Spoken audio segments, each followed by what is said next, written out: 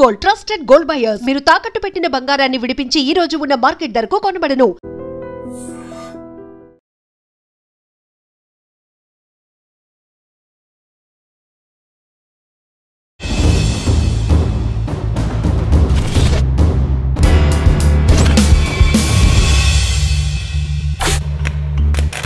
Welcome to I dream. ఆంధ్రప్రదేశ్లో మారేడుమిల్లి అడవులో అమరులైన హిడ్మాకి మొట్టమొదటి బాధ్యత వహించిన సంబాల రవీందర్ అలియాస్ అర్జున్తో పాటు దేశం అంతా కూడా ఆయన పేరు వినబడుతుంది. కానీ హిడ్మాకి తొలి గురువు మీరు.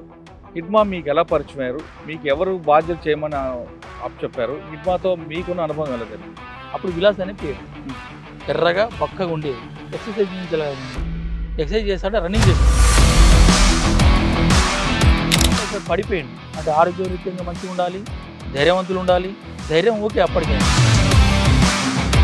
నేను ఎప్పుడైతే రివర్స్ పంపినో అప్పటి నుంచి ఆయన మెదలో తిరుగుతుంది. అది నేను ఎందుకు పని చేయ, ఎట్లా పని చేయ, నన్ను ఈ అర్జున్ దాదా గింత చిన్న చూపు చూస్తాడా అనేది ఆయన మనసులో బాగా తీవ్రంగా ఉందన్నట్టు. మీకు ఆయనకి ఎంతకాలం పనిచేశారు హిడ్మా? మీరు 6 నెలలు 7 నెలలు మాతోనే ఉండే. పెద్ద ఎత్తున దాడులు చేయాలంటే మళ్ళీ అందరం కలుసుకోవాల్సిందే, మళ్ళీ విడిపోవాల్సిందే. ట్రైనింగ్లో భాగం కూడా దాడిలో ఎలా ఉంటాడు? యాక్టివ్ ఆయనకు ఉన్న సామర్థ్యం ఏంటంటే ధైర్యము, తెలివి ప్లస్ ఆ అధ్యయనంలో పుట్టిందే ప్రాక్టీస్. ఇవి అది నేను గ్రహించింది ఆయన డెవలప్ కావడానికి. అదే ఆయన వేసిన వ్యూహం ఎలాగుంటుంది? ఆ వ్యూహంలో పోలీసులు పడ్డారా? అటువంటి దాడులు ఏమైనా ఫెయిల్ అయ్యా? దానికి ఎట్లా కొత్త పోలీసు తయారు చేసిందంటే దాన్ని మొదటి దెబ్బ నా దెబ్బడాలని ఉంటుంది. అట్లా కాదు, వాళ్ళు మన దగ్గరికి వస్తాడు కాదు, మనమే వాళ్ళ దగ్గర పోవాలి. అంటే వాళ్ళు ఉరుకుతున్న క్రమం లోపల మనం కొట్టాలి, ఆపి దెబ్బ కొట్టాలని ఈ మొబైల్ ఆంబులేషన్ అనేది తను డెవలప్ చేసిందే. ఈ సింగర్ మోడల్లో కొట్టింది మొబైల్ ఆంబులేషన్. అంటే శత్రు పోతుంటేనే మనం ఫైరింగ్ చేయాలి, అంతే. ఫైరింగ్ చేయాలి, ఆడ ఫైరింగ్ చేస్తే ఆపాలి. రిట్రీట్ అవుతున్నప్పుడు కొట్టడం అన్యాయం కదన్నది. ఫస్ట్ ఏంటంటే గిరిలు యుద్ధం, హిట్ అండ్ రన్, దెబ్బ కొట్టు వెనక్కి తగ్గు. అయితే దీన్ని డెవలప్ చేయాలి కాబట్టి మొబైల్ యుద్ధం అంటే గిరిల యుద్ధం కంటే కొంచెం ఒక 5 చంపిండు కొబ్బరి వాళ్ళను, 5 తుపాలు పట్టుకుని వచ్చింది.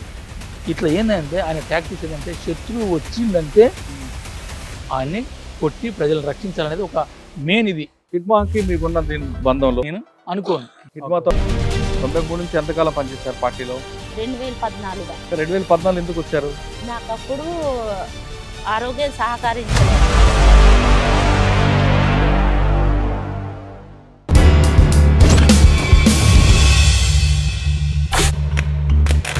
Welcome to I dream. ఆంధ్రప్రదేశ్లో మారేడుమిల్లి అడవులో అమరులైన హిడ్మా ఎందుకు నక్సలైట్ మూవ్మెంట్కి వచ్చారు? హిడ్మా జన్మస్థలం ఎక్కడుంది? హిడ్మాని మావోయిస్టుల వైపు అతను ఆకర్షితుడు అవ్వరనే ప్రధాన కారణం ఏంటి? మొట్టమొదటి బాధ్యత ఎవరి దగ్గర తీసుకున్నారు? అది హిడ్మాకి మిలిటరీ ఆపరేషన్ ఎవరు నేర్పారు? అంతేకాకుండా మిలిటరీ ఆపరేషన్తో పాటు అతని జీవన శైలి ఎలాగుండేది? అదేవిధంగా ఆదివాసుల పట్ల ఆయన ఏ విధంగా సానుభూతికి ఉండేవారు? నిత్యం ఆలోచన ఏ విధంగా ఉండేది? కేవలం హిడ్మాతో కాకుండా హిడ్మా భార్య రాజీ కూడా పార్టీలోకి ఎందుకు వచ్చారు? పార్టీలోకి వచ్చాక ఆమె చేసిన కార్యక్రమాలు ఏంటి అనే విషయం తెలుసుకోవాలనుకుంటే హిడ్మాకి మొట్టమొదటి బాధ్యత వహించిన సంబాల రవీందర్ అలియాస్ అర్జున్తో పాటు రాజీకి సమకాలికులైన అలియాస్ దేవక్క, వీళ్ళిద్దరు ప్రస్తుతం అందరు ఉన్నారు. వీళ్ళిద్దరిని అడిగి హిడ్మాతో పాటు రాజీ యొక్క జీవన శైలి ఉండేది, పార్టీ వైపు ఎందుకు రావాలనుకున్నారు, వచ్చిన తర్వాత ఇటీవల జరిగిన ఎన్కౌంటర్లో ఎందుకు ఆంధ్రప్రదేశ్కి వచ్చారనే విషయాన్ని వాళ్ళని అడిగి తెలుసుకుందాం. అన్న నమస్తే. అక్క నమస్తే. సంబాల రవీందర్ గారు అలియాస్ అర్జున్ డీకేలు ఎక్కువ కాలం పనిచేశారు. మీరు చేసిన కార్యక్రమాలని గతంలో మన ఇంటర్వ్యూలో వివరించారు, కానీ అక్క మాత్రం ఇదే మొదటిసారి రావడం. ఫస్ట్ మన అక్కతో వెళ్దాం. హిడ్మా గురించి కన్నా ముందు హిడ్మాతో పాటు రాజీ చనిపోయారు కాబట్టి, అక్క రాజీ చనిపోవడం మీరు చూస్తుంటారు. రాజీ చనిపోయిన విషయం మీకు తెలిసిన వెంటనే మీకు ఎలాగనిపించింది? అసలు రాజీకి మీకు ఎప్పుడు పరిచయం ఏర్పడింది? ఆమె పార్టీలోకి ఎందుకు వచ్చారు? 20 సంవత్సరాల పార్టీలో ఆమె చేసిన కార్యక్రమాలు ఏంటి? రాజే గొల్లపల్లి ఏరియా, వీరపురం గ్రామం. ఆ వీరపురం గ్రామంలో ఆ పట్టేలు బిడ్డ ఈమె రెండో బిడ్డ. వీళ్ళ అక్కలు అక్క చెల్లెలు 5గురు, 2 తమ్ముళ్ళు. వీళ్ళు తమ్ముడు ఒక్కడు ఉన్నాడు. ఒక తమ్ముడు చదివి పిచ్చి అయ్యి మనోడే పిచ్చోడని మా డివిజన్లో చంపిండు. మన పార్టీ చంపింది. చుకులి ఈయన ఇన్ఫార్మర్ కోసం వచ్చినని మాత్రం ఆయన పిచ్చోడయ్యి అక్కడ పోయిండు అన్నట్టు. రాజే వాళ్ళ తమ్ముడు రాజే వాళ్ళ నాన్న అక్కడ వీరపురం గ్రామంలో పటేలు. కానీ ఆ పటేల్ అయినా కూడా అక్కడ ఉన్న ఈ ఫారెస్ట్ వాళ్ళు భూములు కొట్టుకోవడానికి సాగు చేయడానికి ఇయ్యకపోయేది. ఆ టైంలో 98లో వచ్చింది ఈమె పార్టీలోకి. పార్టీలోకి 98లోకి వచ్చి పార్టీలో పనిచేసింది. పని చేసుకొని ఈమె నాకు అంతకుముందు పెద్ద ఊర్లో ఉన్నప్పుడు తెలియలేదు, కానీ పార్టీలో వచ్చినప్పుడు నాకు తెలిసింది. తెలిసి మేము ఇద్దరం. రాజీ గురించి చెప్పే ముందు అసలు మీరెందుకు పార్టీలోకి వచ్చారు? మీరు వచ్చిన తర్వాత మీకు రాజీకి కలిసిన అనుబంధం ఎక్కడ? ఇద్దరు కలిసి పనిచేసిన పని ఎక్కడెక్కడ పనిచేశారు? ఆమె గొల్లపల్లి ఏరియాలో, మీది కిష్టారం, నాయత్ కిష్టారం, గొల్లపల్లి కిష్టారం కలిసే ఉన్నాయి. ఒక 5 కిలోమీటర్ దూరం గొల్లపల్లి, 5 కిలోమీటర్ దూరము కిష్టారము. గొల్లపల్లి సైడ్కు వాళ్ళ ఊరు ఉన్నది. మాయత్ కిష్టారం పోలీస్ స్టేషన్ పక్కకు మా పొటంపల్లి ఊరు ఉన్నది. మీ ఎందుకు వచ్చాక పార్టీలోకి? నేను ఎందుకు వచ్చినానంటే అప్పుడు మాకు భూములు మెయిన్ ఫారెస్ట్ వాళ్ళు సాగు చేసి సాఫ్ చేసి విత్తనాలు వేయడానికి ఇట్లా మడి చేసి మనం కుంట లెక్క తయారు చేయడానికి ఇవ్వకపోయేది. అసలు ఇవ్వకపోయేది. రాత్రి వచ్చి సాఫ్ చేసినన్నే టేక చెట్టు కొట్టినన్నే కొట్టేది, తిట్టేది, మన జైలు తీసుకుపోయేది. మా నాన్నను 2సారి జైలు తీసుకుపోయిండు. నేను అప్పుడు చిన్నగా ఉన్నాను. ఆ పరిస్థితి లోపల నేను వచ్చినాను. అప్పుడు మా నాన్నకు జైలు తీసుకుపోతే మాకు తినడానికి ఏం ఉండకపోయేది. అంత కరువు, అంత ఏం లేక పరిస్థితి ఉన్నది మాకు అప్పుడు. ఇంత మేము పాత అంటే సుక్మ జిల్లా అక్కడ మాకు మిరియవాడ అనే ఊరు ఉన్నది. మన మిరియవాడ అనే ఆ ఊరు నుంచి మేము ఈడ వచ్చినాం, భూమి కోసం వచ్చినాం. మా నాన్న వాళ్ళు వచ్చిండ్రు. నేను పుట్టింది ఇక్కడనే. ఇట మొత్తమే సాఫ్ చేయనీయకుంటే ఫారెస్ట్ రేంజరు దప్పేదారులు అన్నీ వచ్చి వీళ్ళ మీద మీరు ఎందుకు భూమి చెట్లు ఎందుకు కొడతారు, కొట్టొద్దు, భూమి ఎందుకు సాఫ్ చేయాలి, సర్కారు భూమి కదా అనే బాగా ఇబ్బంది పెట్టేది మా నాన్న వాళ్ళకు. అట్లా చేసి వీళ్ళు ఈయనే ఊర్లోనే ఇంటికాడ ఉంటే వీళ్ళు మెల్లగా భూములని సాఫ్ చేస్తారంటే ఒక నెలలు తరబడి బిట్టే అనే టేక చెట్లు ప్లాంటేషన్ తయారు చేస్తారు కదా, బిట్టెకి తీసుకుపోయేది ఫారెస్ట్ వాళ్ళు. ఆ పనిలా ఉండేది. మేము ఇంటికాడ ఉండేది. మా అమ్మ తునికి పండ్లు అవి తెచ్చి ఆకులు, ఈ బయట మనం అడవిలో దొరుకుతాయి కదా ఆకుకూరలు, అవన్నీ అట్లా జమ చేసుకొని ఇప్పగింజలు ఇవన్నీ జమ చేసుకొని అట్లా అంగడికి తీసుకుపోయి అమ్ముడు, మాకు తినబెట్టుడు, మాకు సాదుకునేది మా అమ్మ. ఆ పరిస్థితి లోప అదే టైంకు ఇట్లా పబ్లిక్ అక్కడ మొత్తం మెయిన్ కిష్టారం గొల్లపల్లి సెంటరింగా ఫారెస్ట్ వాళ్ళు మొత్తం పోలీసులు తక్కువ ఉండేది. మొత్తం ఫారెస్టు డప్పెదార్ రేంజరు వీలే ఎక్కువ ఉండేది. ఏడపోయినా మంద ఎల్మగొండ రోడ్డు పట్టుకొని మొత్తం తిరిగేది. తట్టుకోలేక అడవిలోకి వచ్చారా? అంటే అప్పుడు ఎవరు ఏ దళం ఉండేది అక్కడ మీ దగ్గర? రామన్న దళం. రామన్న వెళ్ళి కలిసారా అన్నకి? ఏమన్నారన్న? ఇవన్నీ పోవాలంటే మనం ఇప్పుడు దీనికి అప్పుడు పీపుల్స్ వార్ పార్టీ అని ఉండే కదా, తర్వాత మావోయిస్ట్ అనే అయింది. కానీ పీపుల్స్ వార్ పార్టీ ఇది ప్రజల కోసమే కోట్లాడుతుంది. భూములు మనం సొంతం చేయాలంటే కోట్లాడాలి.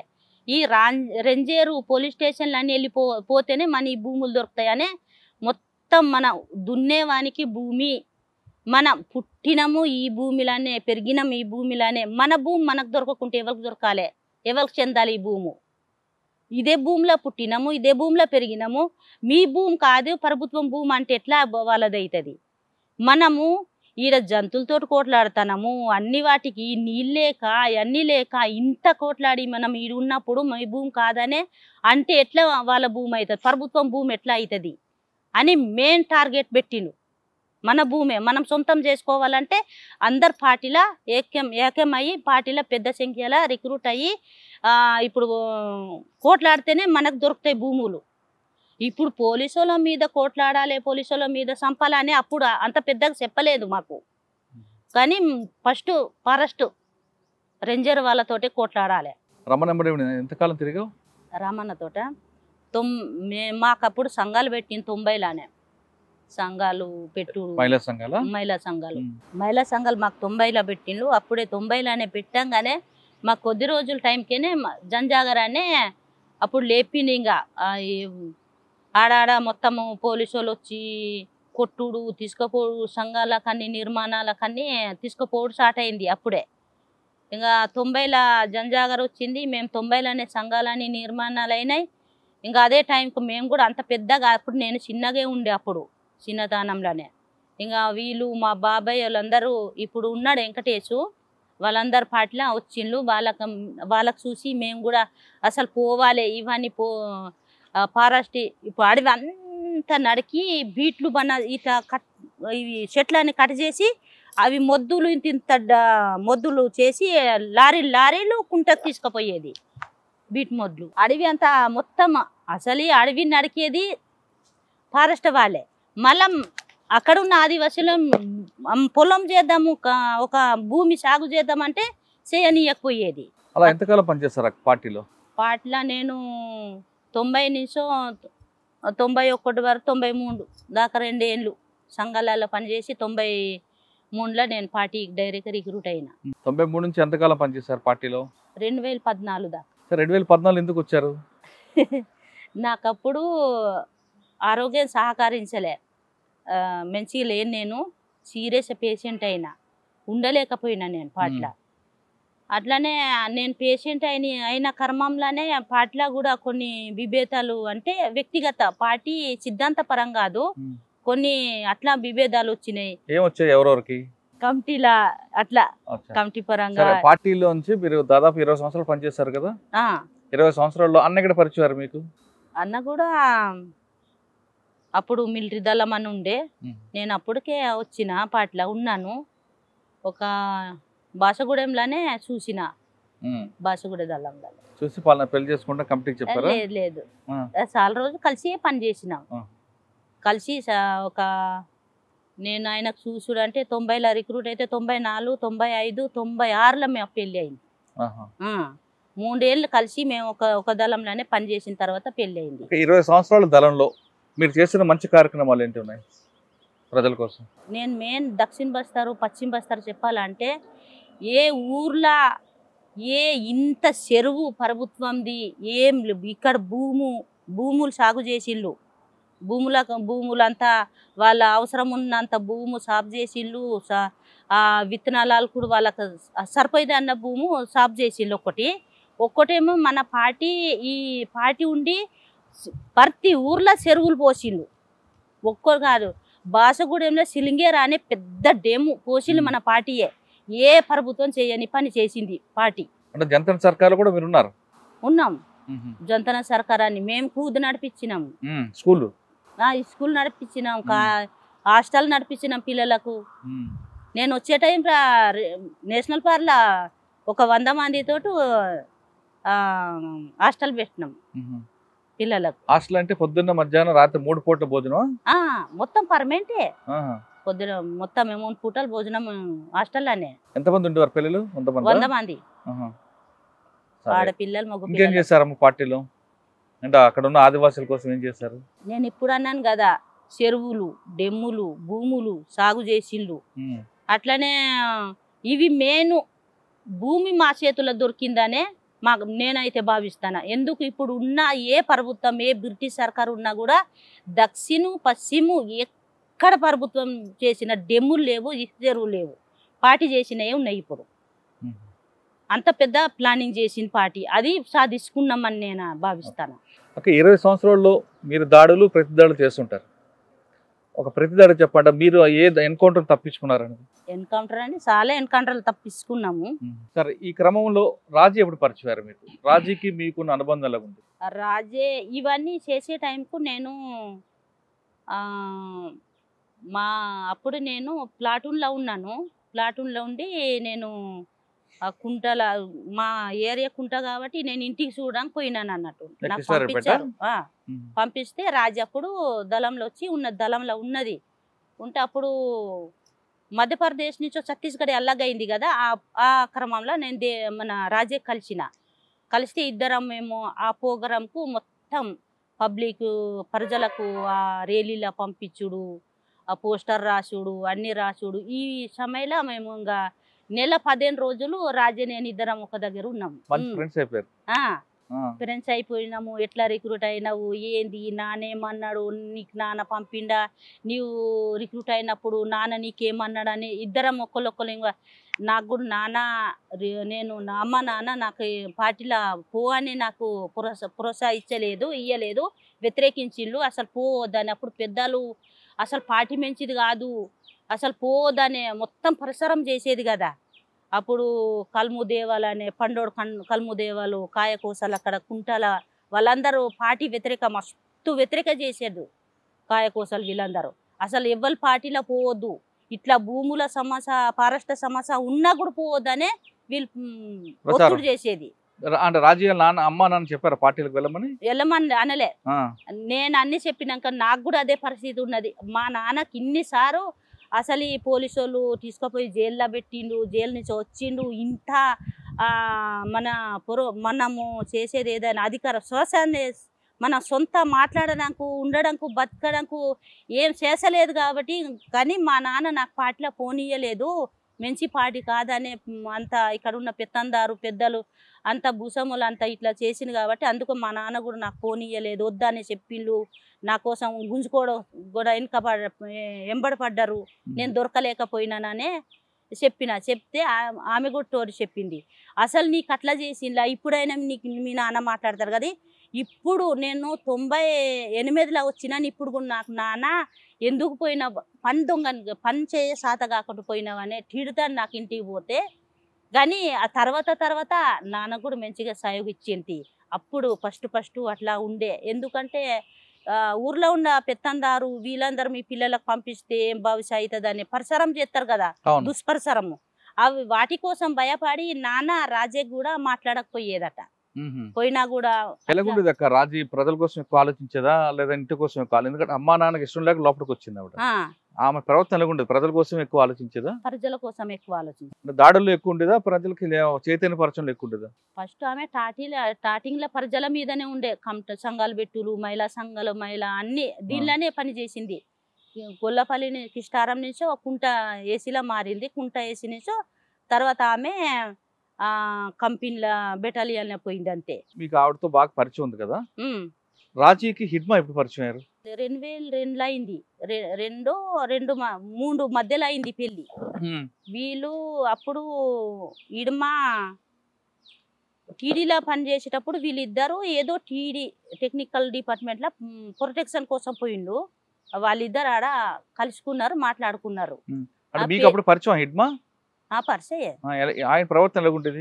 చాలా మంచిగా ఉండేది హిడ్మా. హిడ్మాతో మీకున్న పరిచయం ఎలాగుండేది? హిడ్మా చాలా మంచిగా ఏ విషయం అయినా ఏదైనా అడిగితే చాలా మంచిగా మాట్లాడేది, మర్యాదగా మాట్లాడేది.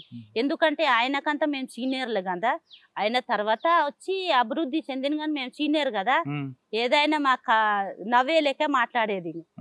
మీరు పెద్దోళ్ళు పెద్దక్కలని అట్లా పెద్దోళ్ళు కదా పెద్దక్కలు ఏదైనా. హిడ్మాని రాజీ ఎప్పుడు పెళ్లి చేసుకున్నారు? అది 2003 ఎక్కడ మన అడవిలో అయిందా లేదా హిడ్మా ఇంటి దగ్గర అయింది? ఇంటికి ఆడేది కుంట ఏరియాలో అయింది. మీరందరూ వెళ్ళారు పెళ్లికి? పెళ్లికి వెళ్ళలే, మాట్లాడుకున్నారు. ఇద్దరు పెళ్లి చేసుకోవాలని నిర్ణయించుకున్నారు ఇద్దరనే. అంతే వారు తిన్నాం, తర్వాత పెళ్లి అయిందని విన్నాం అంతే. తర్వాత మళ్ళీ ఎప్పుడు మీరు అందరూ కలిసారు? హిడ్మా మీరు రాజీ అందరు కలిసారు? ఇప్పుడు పనిచేసారా? కలిసిన. ఎక్కడ ఎక్కువైతే దక్షిణలోనే, ఈ మన జొన్నగూడెము, ఈ మన సిలింగేరు, అటుపోతే పిడియా అట్లా కలిసేది. ఇంకా కలిసి రాజే కూడా ఫస్ట్ ఇడుమలో వచ్చిన బియ్యంలా వచ్చినాక రాజే ఏసీ కుంటే ఏసీలో ఉంటే ఆమెకు కూడా బియ్యం. రాజీ మీరు హిడ్మా కలిసి ఎక్కడైనా దాడిలో ఉన్నారా? ఏదైనా దాడులు చేశారా? అంటే మీ ఇద్దరు ఎప్పుడు విడిపోయారు? రాజీ మీరు? రాజే నేను పార్టీకి ఎప్పుడో ఇడిచిపెట్టినా అప్పుడు ఇంకా రాజేకి నేను కట్ అయినాను అంతే. రాజీ వద్దని చెప్పలేదా? ఉండమన్నారా వెళ్ళిపోమన్నారు బయటికి? మనం ఆ విషయం చెప్పాం కదా, చెప్పలేను నేను ఆ విషయం. తర్వాత బయటకు వచ్చి ఎప్పుడు కలవలేదా? మాట్లాడుకోలేదా? కలవలే. వాళ్ళు ఎందుకు కలుతారు నాకు సార్? కలవలే. మీతో దాదాపు 20 సంవత్సరాలు అంటే కలిసి ఒక నెల రోజులు కలిసి పనిచేయడం, దగ్గరుండి పనిచేయడం నెల రోజులు అయితే, పార్టీలో ఉండే 20 సంవత్సరాలు మీ ఇద్దరు కలిసి ఉన్నారు, పక్క పక్క గ్రామం. అంత టైం కలవలే. కానీ ఇట్లా కలిసి 2-3 గంటలు విడిపోయేది అట్లా. కానీ అది ఒక్కసారి ఆమె గొల్లపల్లి డిప్టీ కమాండర్ గా ఆమె బాధ్యుడిగా ఉన్నది, కమాండర్ రాజేష్ ఉన్నాడు. అది ఛత్తీస్గఢ్ కోసం మేము ప్రజలకు మొత్తం ఏక్త చేసి ఒక 20,000 మందికి మేము కుంటా రేలీకి పంపించినాం కదా. ఆ పోస్టర్ రాయడానికి మాట్లాడడానికి మేము రాయలేక బడి మన స్కూల్ పిల్లలకు తెచ్చి రాపిచ్చినాం అన్నట్టు పోలేంపల్లి.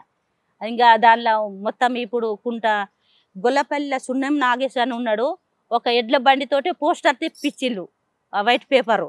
ఆ రాత్రి ఆ గొల్లపల్లి చుట్టంతా తిరిగినాం.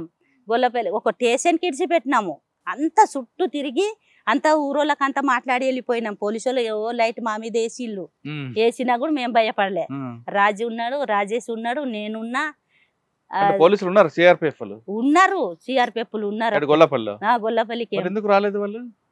ఇది తెలితే కానీ ప్రజలు మన మీద మన దిక్కున్నారు కదా, బయట వాళ్ళే సెండ్రి ఉన్నారు. అప్పుడు ఆ పోలీస్ స్టేషన్ పోలీసు వాళ్ళు వెళ్ళే తోవల వాళ్ళు సెండ్రి ఉన్నారు. మేము ఊరంతా మాట్లాడినాం. ఇంకా నాగేసి ఇంట్లో పోయినాము, అన్నం తిన్నాము. ఆ పోస్టర్ ఎడ్ల బండితోటి అడవిలో తీసుకుపోయి తెల్లారి మొత్తం 3 రోజుల్లాగా అత్తారు రాసి పంపిస్తాం. ఇంకా పోస్టర్లన్నీ. అంటే అప్పుడు రాజీ మీరు కలిసి పనిచేస్తారు? నెల 15 రోజులు కలిసి పనిచేసినాం. అంత బాగా అనుబంధం ఉందా మీకు? రాజీ చనిపోయిందని తెలియగానే అనిపించింది? దుఃఖం అనిపించింది సార్, ఏడిపే వచ్చింది. ఇంకా 2 రోజులు నాకు నిద్ర రాలేదు. ఎందుకంటే మేము ముందు వచ్చినాం కానీ ఆమె వెనకొచ్చింది. మా ఏరియా మేమందరం వెళ్ళి వచ్చినాం కానీ ఆమె త్యాగం చేసింది కదా అని నాకు దుఃఖం వచ్చింది. ఇడమాలైనా రాజైనా ఇద్దరికి మస్తు నాకు దుఃఖం అనిపించింది, నిద్ర కూడా రాలేదు. అమ్మా నాన్న వద్దన్న మీరు పార్టీలు లేరు, రాజాక్క కూడా పార్టీలోకి వచ్చింది. 20 సంవత్సరాలు మీ జీవితంలో సగభాగం పార్టీకి ఇచ్చారు, ప్రజల కోసం ఇచ్చారు, పార్టీ కోసం ప్రజల కోసం ఇచ్చారు, ప్రజల కోసం. కానీ మీరు అనుకుంది సాధించారా? ఏ లక్ష్యంతో మీరు పార్టీలోకి వెళ్ళారో ఆ లక్ష్యాన్ని సాధించారా?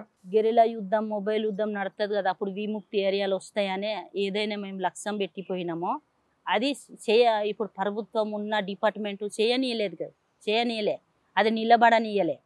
అందుకే మేము అది మధ్యలో వదిలిపెట్టినాము అని నేను భావిస్తాను. రాజీ సాధించింది అనుకుంటారా? రాజీ ఒక పాట అంటే ఏరియా ఒక మనకు పట్టు మనకి అధికారం లేకుంటే కూడా ఆమె ప్రజల కోసం త్యాగం ఇచ్చింది. అంటే రాజీ మరణం అనేది అమరులదే కాదనిలే, ఎవరు ఆమె చేసిన త్యాగాన్ని మనం ఎవరు మర్చిపోలేం. మీరు చేసిన త్యాగాన్ని మర్చిపోలేం, కాదనట్లేదు. కానీ ఆమె అనుకున్న లక్ష్యాన్ని వాళ్ళ అమ్మా నాన్న కాదని పార్టీలోకి వచ్చి ఆమె అనుకున్న లక్ష్యం సాధించిందా లేదా అని మీకు తెలుస్తుంది. మీకే నాకన్నా మీకే బాగా పరిచయం కాబట్టి. ఇంతవరకు మహిళా ప్లాటూన్ కమాండర్, మహిళలో తొలి కమాండర్ ఇప్పుడు మనం అడమి అలియాస్ దేవకతో మనం ఇంటర్వ్యూ చూసాం. అంటే దేవకకి అదేవిధంగా హిడ్మా భార్య రాజీకి ఉన్న అనుబంధం, ఆవిడ చనిపోయిన తర్వాత వాళ్ళకి ఉన్న బంధాన్ని గుర్తు చేసుకుంటూ ఆవిడ చాలా దుఃఖించారు. ఇక హిడ్మాకి తొలి గురువు ప్రస్తుతం మనతో ఉన్నారు, ఆయనే సంబాల రవీందర్ అలియాస్ అర్జున్. హిడ్మా ఆయన దగ్గర నేర్చుకుని దాదాపు సంవత్సరం పాటు కలిసి పనిచేశారు. తర్వాత హిడ్మా వేరే దళంలోకి వెళ్ళారు. హిడ్మా యొక్క ట్రైనింగ్ ఎలాగుంటుంది, హిడ్మా యొక్క ఆలోచన ఎలాగుంటుంది, హిడ్మా ఆలోచనతో పాటు హిడ్మా ఒక యాక్షన్ చేస్తే ఏ విధంగా యాక్షన్ చేస్తాడో విషయాన్ని రవీందర్ అన్న గారు తెలుసుకున్నాను. నమస్తే. నమస్తే. హిడ్మా ఇప్పుడు మొత్తం దేశం అంతా కూడా ఆయన పేరు వినబడుతుంది, కానీ హిడ్మాకి తొలి గురువు మీరు. హిడ్మా మీకు ఎలా పరిచయం అయ్యారు, మీకు ఎవరు బాధ్యత చేయమని చెప్పారు, హిడ్మాతో మీకున్న అనుభవం ఎలా జరిగింది? ముందుగా ఐ డ్రీమ్ ప్రేక్షకులకు, ఐ డ్రీమ్ ఛానల్కి మా యొక్క నమస్కారం. ఇంతకుముందు 2018లో ఇంటర్వ్యూ ఇవ్వడం జరిగింది. అంటే నేను ఏ కారణాల రీత్యా పోయాను, ఏ కారణాల రీత్యా వచ్చాను, మిగతా సిచ్యువేషన్ అంతా ఆ ఇంటర్వ్యూ ఇవ్వడం జరిగింది. మరి ముఖ్యంగా ఇప్పుడు ఈ మధ్య కాలంలో ఇడుమ కానీ, ఇడుమతో పాటుగా తమ సహచరి రాజే కానీ, వాళ్ళతో పాటుగా ఇంకా 3 కామెలు చనిపోవడము, ఇక దాని గురించి కూడా మాకున్న సాహన్యత్యం, అసలు ఈ సిచ్యువేషన్ కూడా కొద్దిగా ప్రజలు కూడా చెప్పాలనే ఒక దీంతో మేము రావడం జరిగింది. ముఖ్యంగా ఇడుమ గురించి పువ్వారు గ్రామము, పువ్వారు అంటారు, మామూలుగా ప్రజలు అంటే పువ్వర్తి అంటారు. ముఖ్యంగా పువ్వారు గ్రామం, కుంట తహసీల్, సుకుమ జిల్లా. ఒకప్పుడు దంతెవాళ్ళు ఉండే, ఇప్పుడు సుకుమ జిల్లా అయింది. ఇతను ఇంటి పేరు మాడివి, అంటే తెగ మురియ తెగనే. ఈ తెగలల్లో మనం ఇంటి పేర్లు అంటారు కదా, మాడివి, మరకం, కారం, మీడియమీరు, ఇట్లా ఇంటి పేర్లు ఉంటా ఉంటాయి తెలంగాణలో ఉన్నట్టుగా. ఇది మాడివి ఆ ఇంటి పేరు. అసలు ఈయన పేరు దేవ. మాడివి దేవ అసలు ఈయన పేరు. పార్టీలకు వచ్చిన తర్వాత నాకు 1998లో నాకు కలిసిండు. అప్పుడు విలాస్ అనే పేరుండే నాకు కలిసినప్పుడు. మీకు ఎవరు పరిచయం చేశారు? అంటే మాకు 1995లో మాకు ఈ మొదటి ప్లాటూన్ నిర్మాణం ఏర్పడ్డది. అక్కడ ఏంటంటే ఆరోగ్యం రీత్యా మంచిగా ఉండాలి అంటే రిక్రూట్ చేసుకోవాలి కదా. ఫస్ట్ ప్లాటూన్ కాబట్టి మిలిటరీ ప్లాటూన్ కాబట్టి ఆరోగ్యవంతులై ఉండాలి, కొద్దిగా బలవంతులై ఉండాలి. అట్లనే ఈ ఒక ముఖ్యంగా ధైర్యవంతులు ఆరోగ్యవంతులు ఉండాలనే దాంతో పార్టీ ఏం చేసిందంటే 1998లో మన ఇడుమాలను నా దగ్గరికి పంపింది. ఎంత వయసు ఉంటుంది అన్నప్పుడు? అప్పటికి ఆయనకు దగ్గర 20 ఉంటుంది. చిన్నప్పుడే పార్టీలకు వచ్చాడు అంటారు కదా. అంటే 2-3 సంవత్సరాలు 97లో రిక్రూట్ అయింది సార్. అయిన తర్వాత ఇప్పుడు అదే ఊరు అతను మన పేరేం పేరు వినోద్ ఈయన సివిల్ తిప్పిండు. సివిల్ లా కొన్ని రోజులు 1+2 3 అన్నట్టుగా తిప్పిండు. అసలు పైలే రిక్రూట్ మన వినోద్, ఆ పువ్వార్ నుంచి పైలే రిక్రూట్ వినోద్ ఇప్పుడు చనిపోయాడు అనారోగ్య రీత్యా. ఆయనే 2-3 సంవత్సరాలు తిప్పిన తర్వాత నాకు 90 అంటే 97 అంటే 91 సంవత్సరం 2 సంవత్సరాలు తిరిగిన తర్వాత 98 నాకు కలిసిండు. అప్పుడు విలాస్ అనే పేరు. ఎర్రగా బక్కగా ఉండేది, మంచి హుషారుగానే ఉండేది. ఈ కలిసిన తర్వాత మేము ఎక్సర్సైజ్ చేయించాలి కదా. నేను ఎక్సర్సైజ్ చేస్తాంటే రన్నింగ్ చేస్తున్నాం. రన్నింగ్ చేస్తున్న క్రమం లోపల తను ఇది పడ్డాడు. అంటే ఈ ముఖాల్లో ఈ నీలో కొద్దిగా అది బ్లాక్ వస్తుంది అంటారు, దాన్ని పట్టుకుంటుంది అన్నట్టు. అట్లా ఒకసారి పడిపోయిండు. పడిపోవడంతో అరే మరి ఇట్లా ఫస్ట్ మిలిటరీ ప్లాటూన్ అదే ప్లాటూన్ కదా, మన డీకెళ్ళే మంచిది అంటే ఆరోగ్యరీత్యంగా మంచిగా ఉండాలి, ధైర్యవంతులు ఉండాలి. ధైర్యం ఓకే అప్పటికి ఆయన, కానీ ఈయన పడుతుండు కదా ప్రాబ్లం అవుతుంది. దాంతో నేను ఈయన ప్లాటూన్లో పని చేయలేడని దాంతో మళ్ళీ ఆర్గనైజేషన్ పంపిన ఇతన్ని, ఈ విలాస్ అనే పేరు మీద ఇడుమాను. ఈ ఆర్గనైజేషన్ పోయిన తర్వాత ఎందుకు వచ్చినావు అంటే ఇట్లా అర్జున్ దాదా నాకు ఇట్లా ఆరోగ్య సమస్యను పంపించడానికి కొద్దిగా నారాజయ్యండు, కొద్దిగా బాగా చిన్నపోయిండు. నేను మిలిటరీలో పనిచేయనా ఎట్లా ఏడ్చిండు కూడా. ఆయనకు మిలిటరీ మొదటి నుంచి గతంలో చెప్పేది ఏంటంటే మురియా తెగ అనేది చాలా వాళ్ళు చూస్తే బలంగా శరీర దాఢ్యంగా ఉన్నట్టుగా అవపడరు కానీ వాళ్ళ స్టెమినా బాగుంటుంది, వాళ్ళ రెబల్ తత్వం. మురియా ఇవాళ పీపుల్ అని రెబల్ తత్వం. ఎందుకంటే వాళ్ళు చిన్నప్పటి నుంచి వేటదార షికారదార పెరిగిన ఆ పీడిపి తరం కాబట్టి వీళ్ళకు రెబల్ తత్వం ఉంటా ఉంటుంది. మన అక్కడ ఇప్పుడు ఎంతమంది అయినా కూడా కోని పోదామంటే భయం అవుతుంది, నెత్తు రూతేనే భయం అవుతుంది. వారు అట్లా కాదు, దైనందిక కార్యక్రమంలో కూడా వాళ్ళు షికారు చేసుకుంటారు, బ్లడ్ అనేది రెగ్యులర్ చూస్తూనే ఉంటా అంటారు. అట్లా వాళ్ళకి ఆ ధైర్యం అనేది ఎప్పుడు నిండే ఉంటుంది. పిరికోలేరంటే అది ఇక నామినల్ తక్కువ. అంటే సమాజంలో మురియా పీపుల్లో ధైర్యం అనేది ఎక్కువ ఉంటుంది. అందులో ఈయన ఒకడు. అయితే ఏంటంటే పోయి నేను మిలిటరీలో చాలా కుతూహలంతో వచ్చినట్టు, నన్ను రావడంతోనే నాకు మిలిటరీలో పంపిస్తానని చెప్పి చాలా ఉత్సాహంతో వచ్చిండు. కానీ ఈయన కొద్దిగా అనారోగ్యం రీత్యా పంపడంతో ఏడ్చిండు కొద్దిగా. ఇక అప్పుడు ఏం చేశారంటే నీ కాళ్ళ సమస్య ఉంది కదా, ముందుగా నువ్వు టెక్నికల్ డిపార్ట్మెంట్ అంటే టీడీ అంటాం, అంటే ఈ తుపాలు తయారు చేయడం, రిపేర్ చేయడం, వాటిలలో పంపిరు ఈయనను.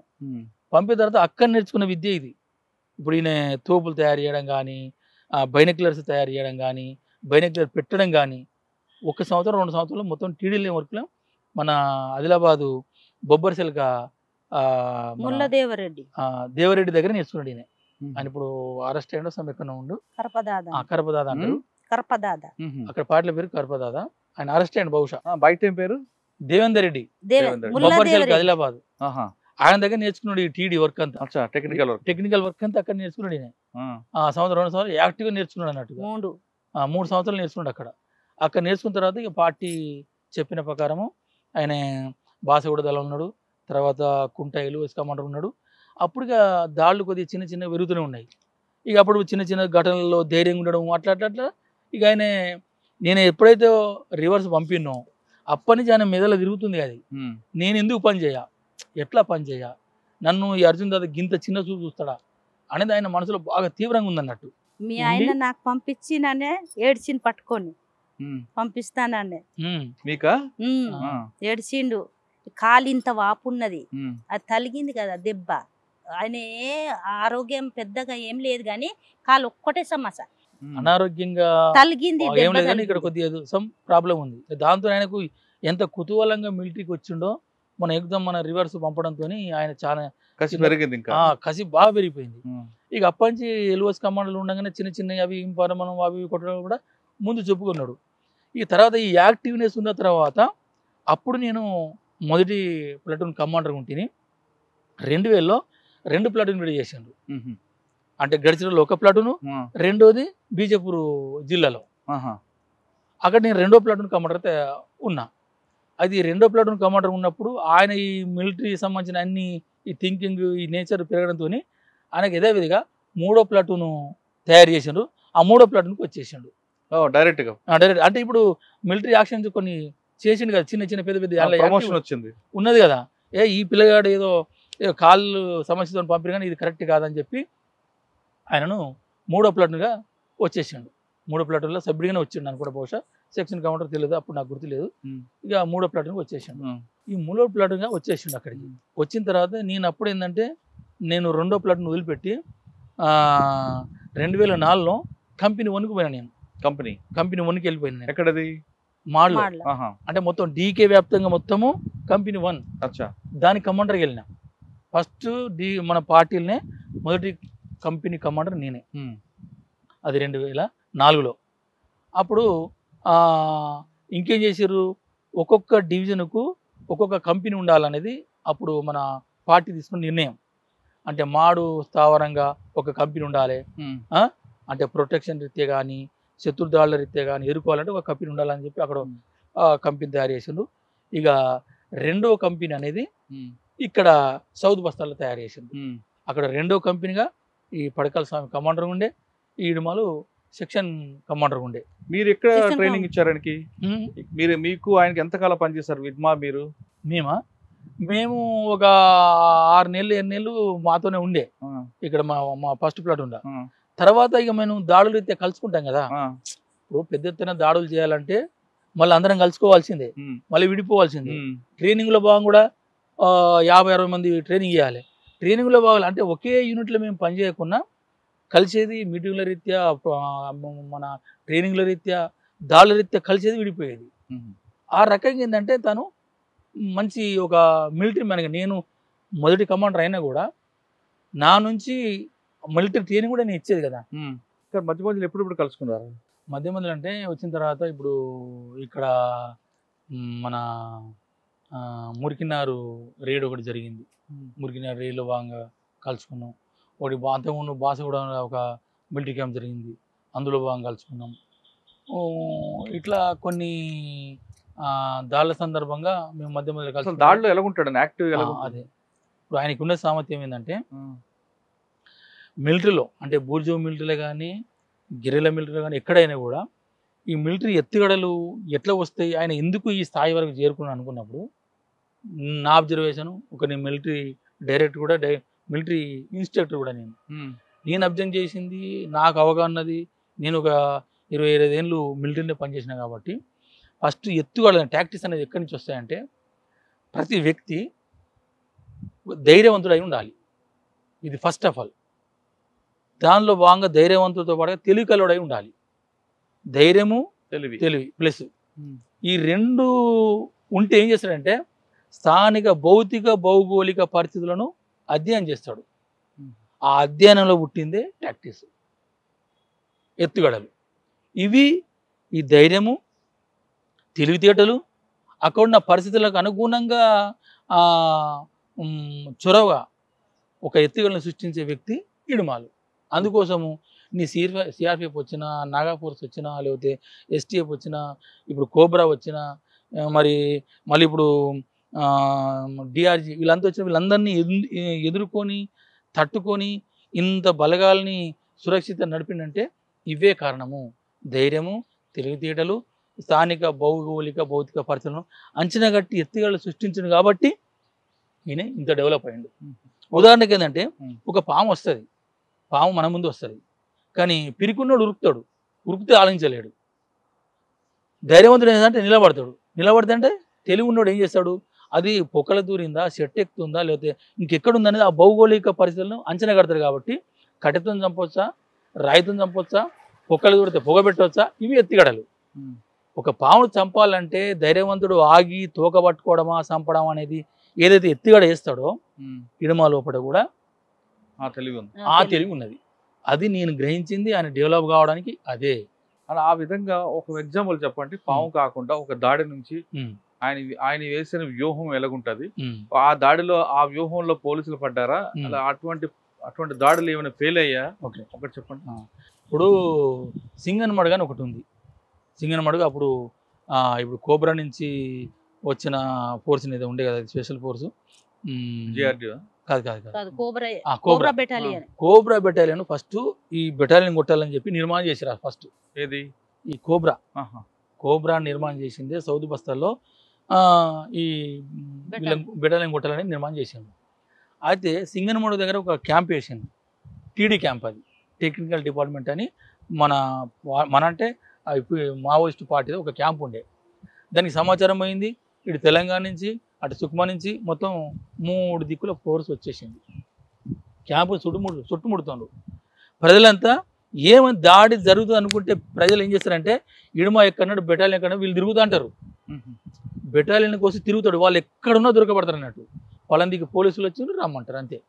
ఇక నీకు వేరేగా అంటే ఉరుకుతా అంటారు, ఎక్కడని వాళ్ళను బెటాలియన్ పట్టుకొని వచ్చి తీసుకొని వస్తా అంటారు. అట్లేందంటే ఈ సింగన్మడుగు అనే ఒక క్యాంపు మీద పోలీసులు దాడి చేసింది. ఈ దాడి చేసి ఆ తుపాకులన్నీ అక్కడ వాళ్ళు ఎవరు దొరకలే. ఒక 10 మంది 15 మంది వాళ్ళు బయటి కార్యక్రమాల కోసం అప్పుడు పొద్దున్నే కదా ఈ కార్యక్రమం ఈ అంటే ఈ లెట్రిన్ బాత్రూమ్ల కోసం బయటికి వెళ్ళిపోయారు. క్యాంపులు ఎవరు లేరు, మొత్తం అంతా ధ్వంసం చేశారు. వాళ్ళు క్యాంపులో ఉన్నారు పోలీసు వాళ్ళు. అప్పుడు ఇడుమాలు తన బెటాలియన్ వేసుకొని మొత్తం చుట్టుముడుతుండు, ఆ క్యాంపును అంతా చుట్టుముడుతుండు. వాళ్ళు చూసిండ్రు, ఇడుమాలు చూసిండ్రు. మరి అంత ఫోర్స్ వచ్చిన వాళ్ళు మళ్ళీ వీళ్ళని చుట్టుముట్టి కొట్టాలి కదా. కథం వాళ్ళు ఈ ఇడుమాలు వచ్చింది, ఈ చుట్టుముట్టి అంతా చూసిన తర్వాత వాళ్ళు ఒకరికి వాళ్ళు రిట్రీట్ కావడం మొదలుపెట్టిండ్రు. వాళ్ళ లక్ష్యం క్యాంపే ధ్వంసం చేసిపోవాలన్నా లేదా మరి మిగతా బలాలను కొట్టాలన్నా మాకు తెలియదు, కానీ వాళ్ళు క్యాంపును ఖాళీ చేసి పోతున్నారు. అప్పుడు ఇడుమలు ఏం చేసిండు, అందరు వాళ్ళని కొట్టాలనే ఉద్దేశంతోనే మొత్తం ఆ క్యాంపును అంతా మొత్తం ఎన్సర్కిల్ మిడ్ చేసి తన బెటాలియన్ అంతా మోహరించి అంత క్యాంపు లోపల దాకా పోయాడు. లోపల పోతే ఏమీ లేదు. సరే ఆయన ఊకోవాలి కదా. అంటే మామూలు అయితే ఏం చేస్తారంటే అరే ఇక్కడైతే లేరు కదా లేడు కదా ఇంకంతా ఊరుకుంటారు అని ఊరుకుంటాడు. ఈయన అట్లా ఊకోడు. ఈయనకుంటే ఏంటంటే లోపలికి వచ్చిందంటే ప్రజలకు నష్టం జరిపిస్తారు కాబట్టి వాళ్ళు రక్షించాలి, మనం కొట్టాలి. ఈ కోబరాట ఆయనకి ఎట్లా కొత్త ఫోర్స్ ఏం తయారు చేసిందంటే దాన్ని మొదటి దెబ్బ నా దెబ్బడాలని ఉంటుంది నాకు అంతే. ఆయన సిచ్యువేషన్ అంతే. మొదటి దెబ్బ పడ్డదనుకో ప్రజల్లో భయం పోతుంది. ఆ కోబ్రా వచ్చిండో బాగా ట్రైనింగ్ అనే ఫోర్స్ అని ఒక ప్రజల్లో ఉంటుంది కదా. ఫస్ట్ దెబ్బ పడితే వాళ్ళు ఆ భయాందోళన నుంచి బయటపడతారు అనే దాంతో ఈయనేం చేసిండు, వాళ్ళు పోతున్న చెప్పులు అడుగులు పట్టుకొని మూమెంట్ చేసిండు. మొత్తం మూమెంట్ చేస్తా అంటే వాళ్ళు వెళ్ళిపోతారు, దొరకలేరు. అంటే ఒక బ్యాచ్ని ఇటు ఇప్పుడు వెళ్ళిపోతా అంటే ఇట్లా పంపిస్తారు, 2 దిక్కులో పంపిస్తారు. అంటే చెట్ల నుంచి అవపడరు కదా వాళ్ళు, ఇట్లా పంపితే చుట్టుముట్టగానే వీళ్ళు ఉండరు, మన చేపలాగా వాళ్ళు పోతుండ్రు. ఒక 2 సార్లు ప్రయత్నం చేసిండు, దొరకలే. అయితే ఈయన ఒకసారి చూసినంటే దాని అవగాహన ఎందుకు తెచ్చుకుంటాడంటే అంటే పోలీసుల పరిస్థితి ఏందని గమనిస్తాడు. ఈయన ఒకసారి చుట్టుముట్టినప్పుడు ఈ వెనుక ఉన్న పోలీసు వాళ్ళు కొద్దిగా ఉరుకుతూ ఉంటూ అవపడ్డాడు. ఈయన స్వయంగా చూసిండు. ఈయన ఆలోచన ఏంది, మళ్ళీ కొట్టేటైతేనే ధైర్యంగా నిలబడతాడు. వాడు పోతుండు కాబట్టి ఉరికే సిచ్యువేషన్ ఉన్నాడు కాబట్టి వాడు కొట్లాడడానికి సిద్ధంగా లేడు. వాడు రిట్రీట్ అయ్యి క్యాంపు పోవడానికి మానసిక స్థైర్యం ఉందని చెప్పి ఇంకేం చేసిండు, 2 సార్లు చేసిన తర్వాత 2 సార్లు దొరకలే. అప్పుడు ఒక 10 మందిని ఇటు 5 మంచి ఎండాపాడు మీరు పోయి దీన్ని ఏం చేసిండంటే దాడులలో 3 రకాలు ఉంటాయి. ఒకటి ఏంటంటే అపరిచిత ambush, deliberate ambush. Deliberate ambush అంటేనో శత్రువును తన హ్యాండ్ ఓవర్లోకి తీసుకొచ్చి కొట్టడం అనేది. ఈ ఆపర్చునిటీ అంటేనో ఎక్కడ దొరికితే అక్కడ ఆపర్చునిటీ చేయాలి. ఈయన అట్లా కాదు, వాళ్ళు మన దగ్గరికి వస్తాడు కాదు, మనమే వాళ్ళ దగ్గర పోవాలి. అంటే వాళ్ళు ఉరుకుతున్న క్రమం లోపల మనం కొట్టాలి, ఆపి దెబ్బ కొట్టాలని ఈ మొబైల్ అంబుష్ అనేది తను డెవలప్ చేసిందే. ఈ సింగన్మడుగులో కొట్టింది మొబైల్ అంబుష్ ఇది. అంటే శత్రువు పోతుంటేనే మనం ఫైరింగ్ చేయాలి, అంతే. ఫైరింగ్ చేయాలి, ఆడ ఫైరింగ్ చేస్తే ఆపాలి, సర్కిల్ కానీ అది రిట్రీట్ అవుతున్నప్పుడు కొట్టడం అన్యాయం కదండి. అది ఏది వాళ్ళు వెళ్ళిపోతున్నారు కదా భయంతో పారిపోతున్నప్పుడు కొట్టడం. అది అన్యాయం అంటే అక్కడున్న ఆ ఘర్షణలు ఇక్కడ ధ్వంసం చేశారు కదా క్యాంపునంతా తుపాకులంతా ధ్వంసం చేసి పోయారు. అది ఉంటది ఆ కదా కోపం. ఆ కోపమే.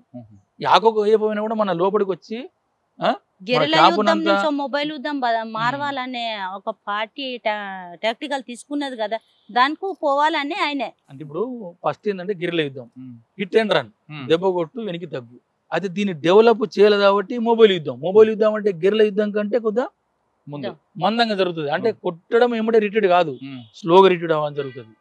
దీన్నే మనం మొబైల్ యుద్ధంలో పోవాలనేది ఒక పార్టీది కాబట్టి సరే పోయిండ్రు, చుట్టుముట్టిండ్రు, ఒక 5 చంపిండ్రు కొబ్బరి వాళ్ళను. అది నైట్ అయిపోయింది, మళ్ళీ రాత్రి అయిపోయింది, 5 తుపాలు పట్టుకుని వచ్చిండు.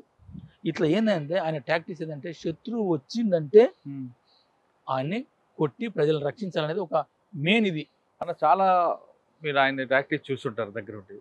కొన్ని వీడియోస్ ఆ మధ్య కాలంలో ఆయన బతుకున్న టైంలో చూసా కొన్ని వీడియోస్.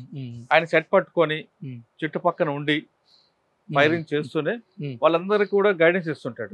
రైట్ కి రండి, లెఫ్ట్ రండి, ఎగ్జిట్ అవ్వండి, రన్ చేయండి, గో డౌన్ అని అంటే కొన్ని గోండి భాషల్లో చెప్తుంటాడు. అంతా ఆయన చేశాడా లేదు కొంత కల్పన ఉందా?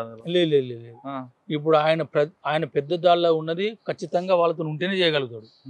ఎందుకంటే అంటే అక్కడ టెర్రైన్ గమనించాలి కదా.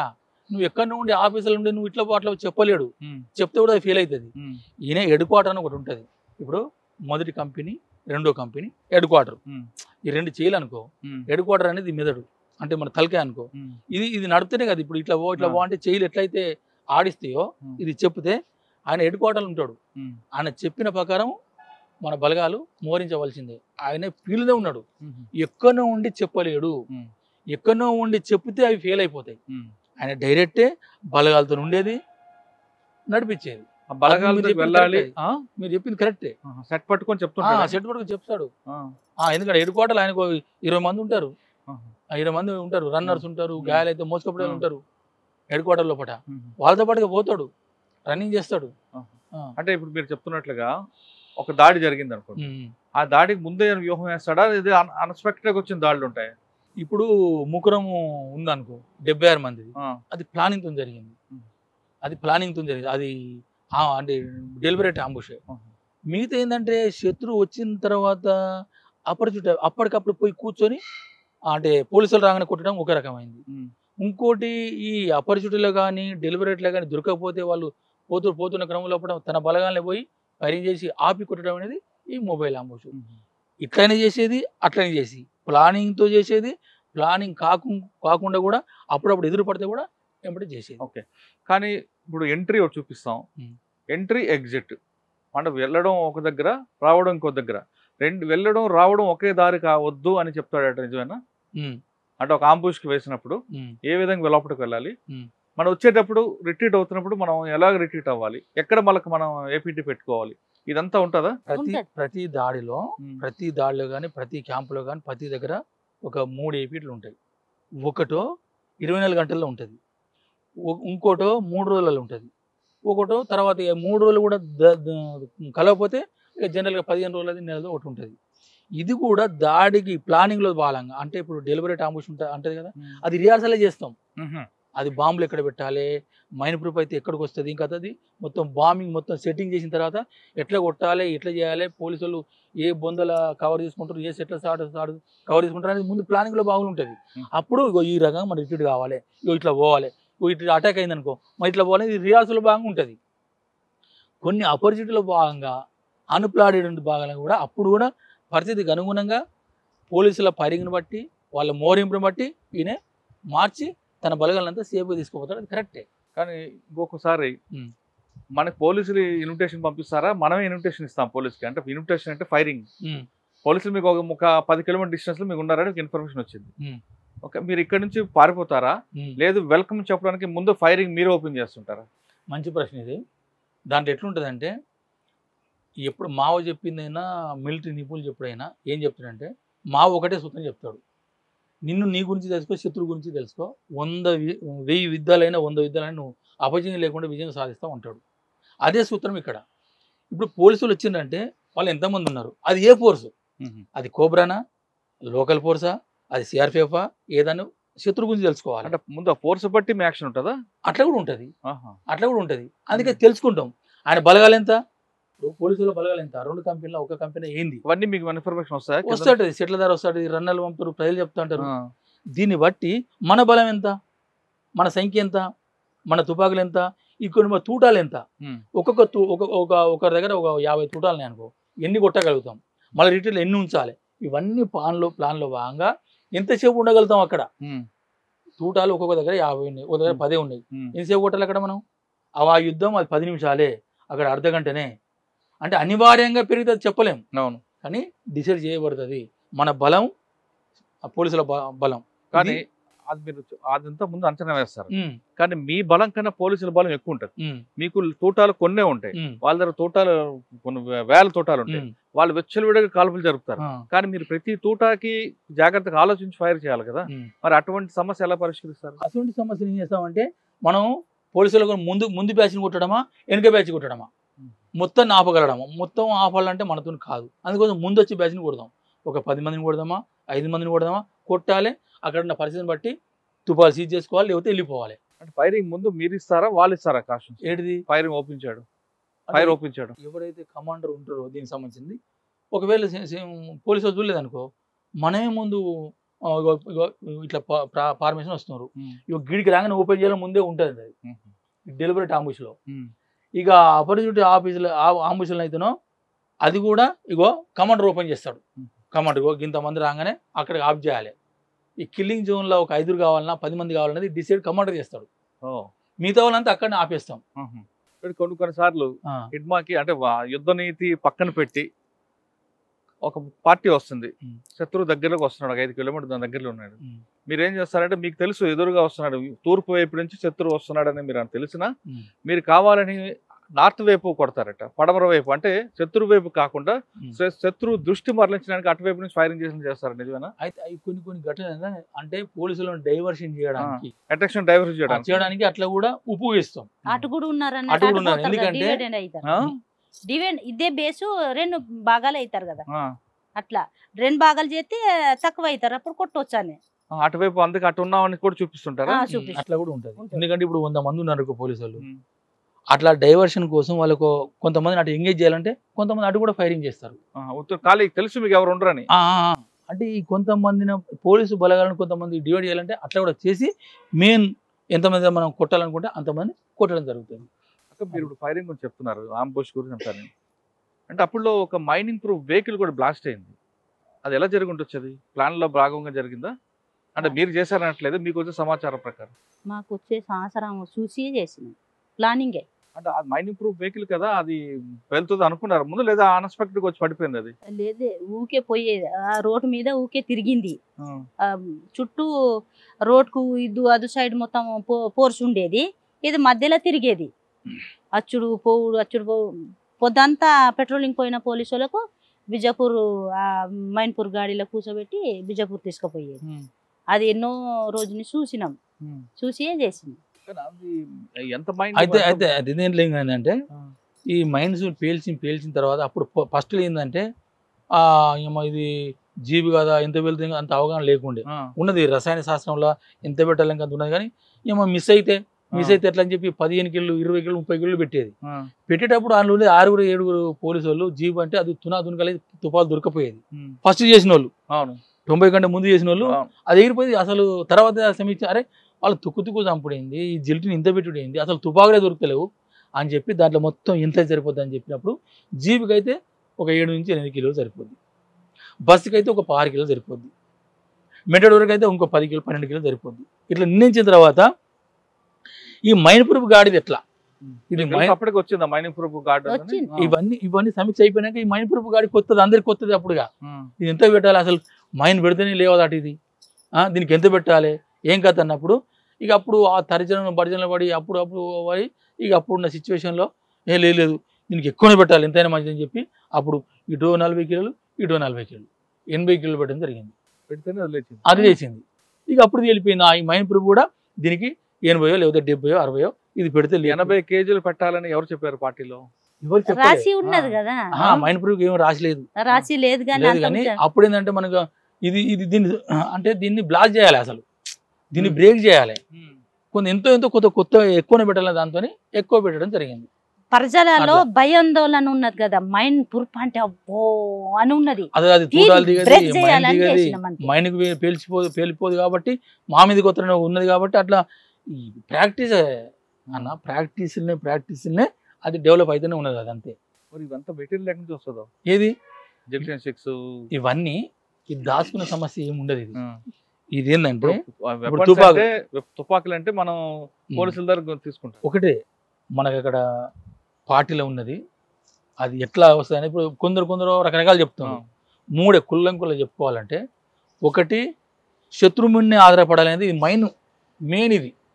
అంటే నీకున్న శత్రు గోదాలే నీ గోదాములు, నీ దగ్గర శత్రువు దగ్గర అంటే పోలీసుల దగ్గర ఉన్న ఆయుధాలు నీ ఆయుధాలు. అది మావో చెప్పింది, అది ఇంప్లిమెంట్ చేసిండు, అది నేపాల్ జరిగింది, అన్ని దేశాల్లో జరిగింది. మనము స్వాధీనం చేసుకోవడం ఫస్ట్ ఆప్షన్. నువ్వు క్యాంపులు ఎందుకు పడతావా, స్టేషన్లు ఎందుకు పడతావా, పోలీసులు చంపి గుంజుకుంటావా, ఇది ఫస్ట్ ఆప్షన్. నువ్వు సీజ్ చేసుకోవాలి అంతే.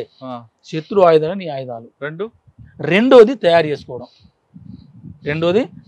ఎట్లా తయారు చేసుకో నువ్వు 12 ఓరా, లేకపోతే తపంచలా, లేదా గన్ పౌడర్ నూరుతావా, ఇంకా ఎక్స్ప్లోజివ్ ఇంకా తయారు చేస్తావా, ఇవన్నీ తయారీలో భాగంగా నువ్వు తయారు చేసుకోవడం.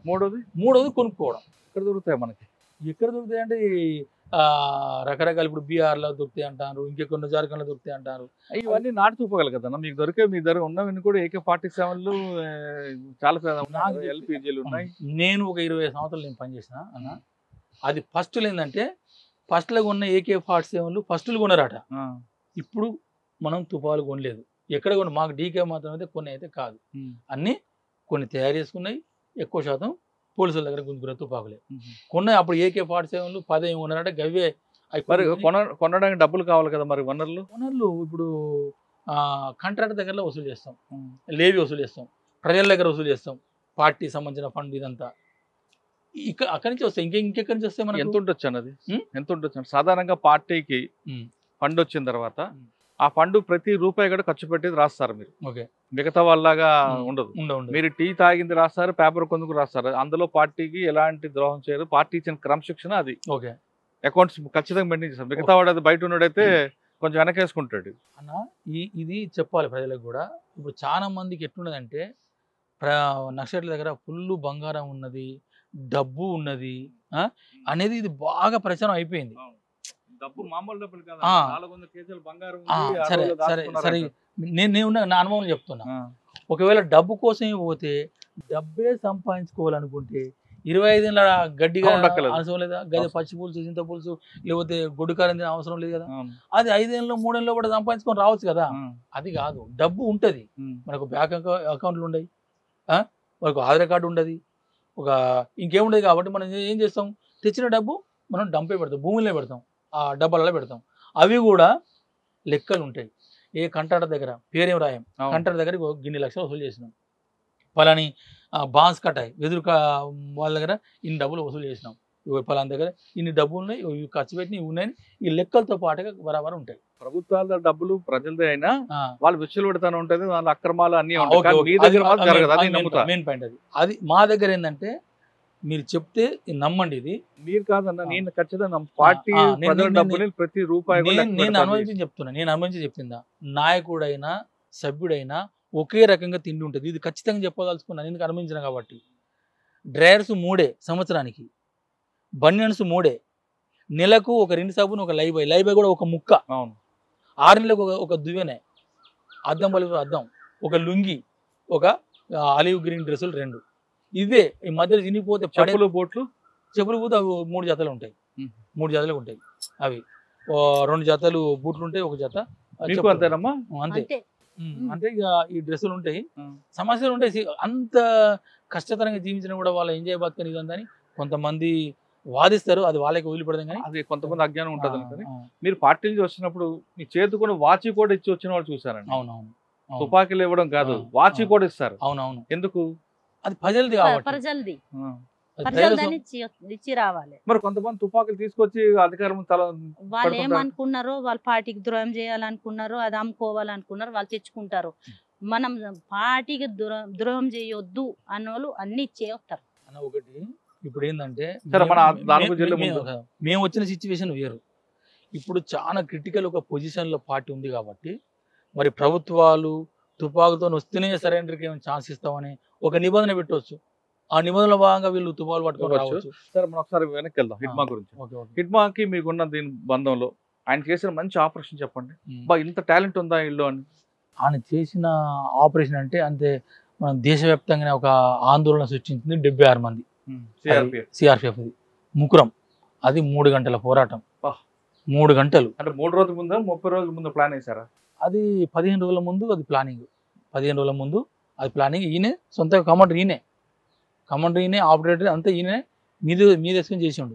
మళ్ళీ అది ఎట్లా జరిగిందంటే మైన్స్ ఎక్కడ పెట్టాలి ప్లానింగ్ అంతా జరిగింది. 2 రోజులు ఉన్నారు వీళ్ళు. ఒక 1/2 కిలోమీటరు పడుకోనికి వెళ్తారు అన్నట్టు. ఎవరు వీళ్ళు మొత్తం ఈ బలగాలంతా, అంటే పిఎల్జే బలగాలంతా. అక్కడ నైట్ ఉండేది ఒక 5 ఉంటారు. నైట్ అందరు ఉండరు, ఎందుకంటే రెస్ట్ తీసుకోవాలి కాబట్టి. నైట్ మళ్ళా మనం చేసే యుద్ధం అంతా పగలే కదా, నైట్ యుద్ధం వేరే ఉంటుంది. మళ్ళీ పగలు నైట్ చేసే యుద్ధాలలో పగలు యుద్ధం ఎక్కువ చేస్తాం, నైట్ చాలా తక్కువ.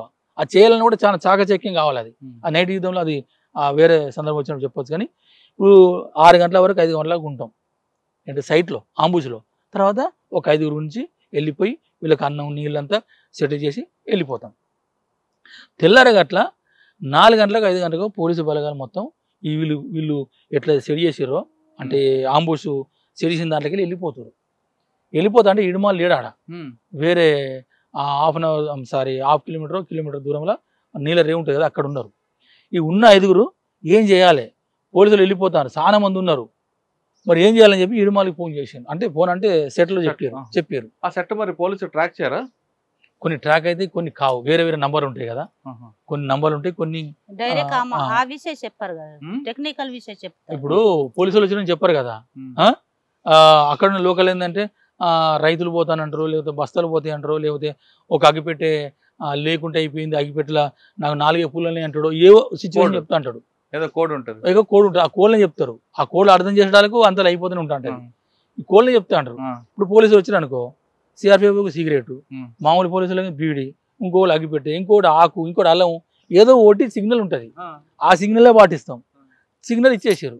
అప్పుడు ఇడుమాలు ఏం చేసిండు, అదే ఇడుమాకున్న ఆ తెలివి, ఆ ధైర్యము, ఆ టాక్టిక్స్ ఉపయోగించడం ఇక్కడనే ఆయన డెవలప్ అయిందంతా. ఇది లేకపోతే ఏ కమాండర్ కూడా 10 ఏళ్ళ నుండి 20 ఏళ్ళ నుండి నువ్వు 100 కొద్ది పుస్తకాలు చదువు అది కాదు. ఆయన పెద్ద పుస్తకాలను చదివి రాలేదు.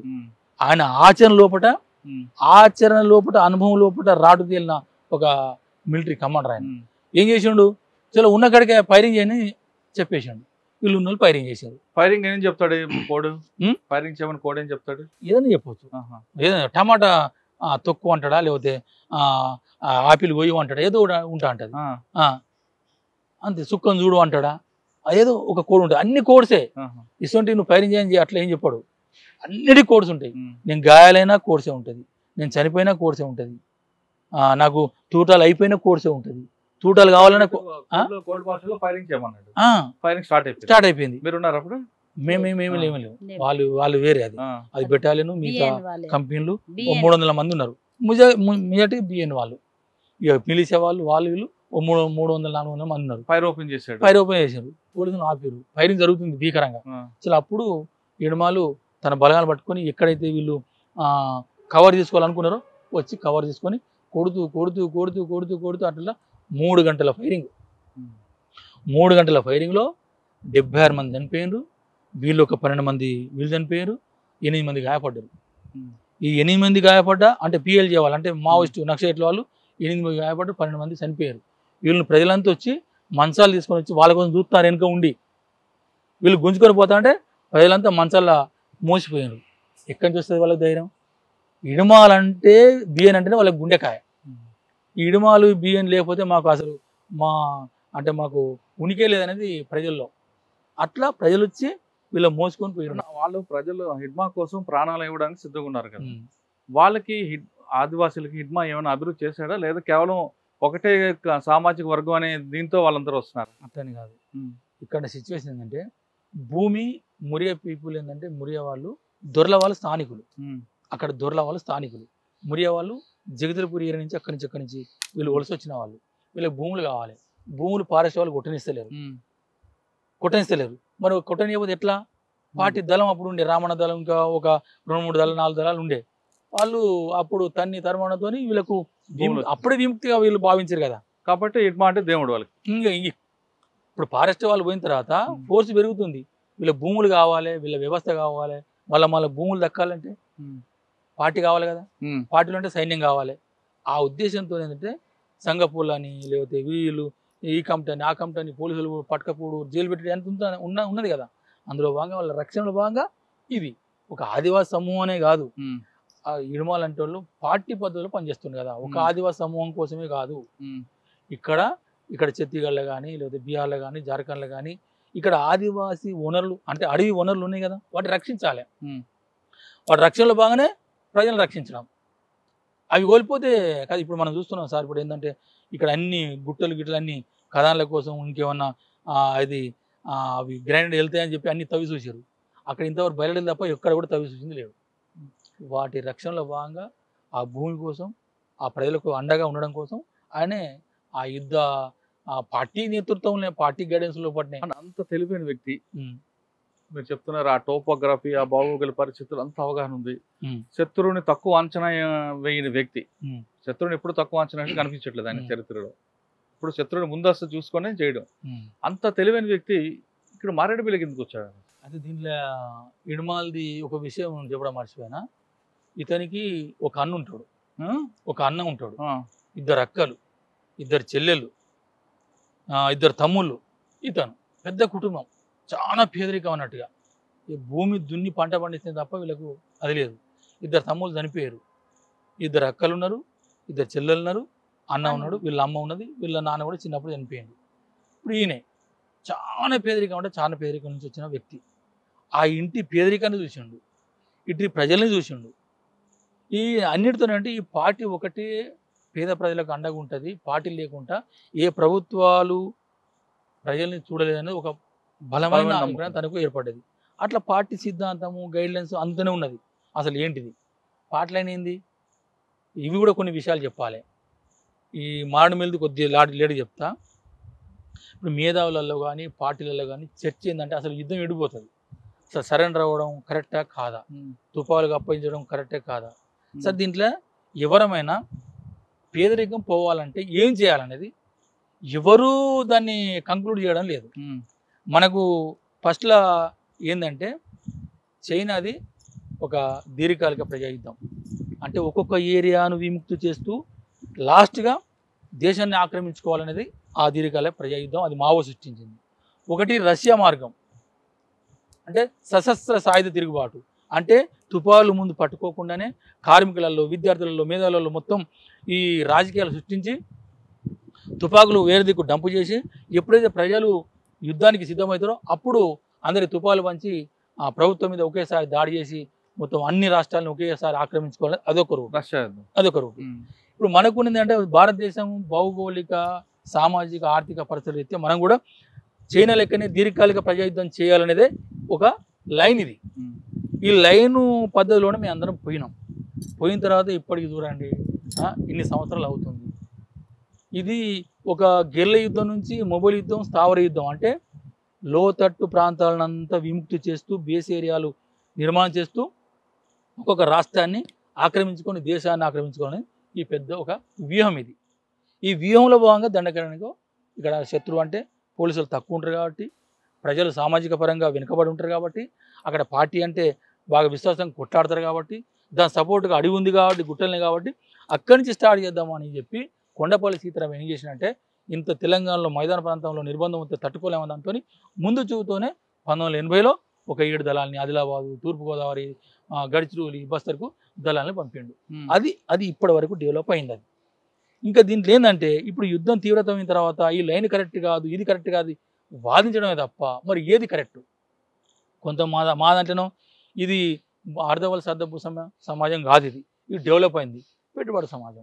మరి మేము పెట్టుబడిదారు సమాజంలో ఎలాంటి యుద్ధం చేయాలి, ఎలాంటి పోరాటం చేయాలి ఎవరి తేల్చి చెప్పడం లేని పరిస్థితిలో ఉన్నాం. ఇప్పుడు మాలాంటి వాళ్ళని కూడా అసలు ఈ లైన్ ఏంది.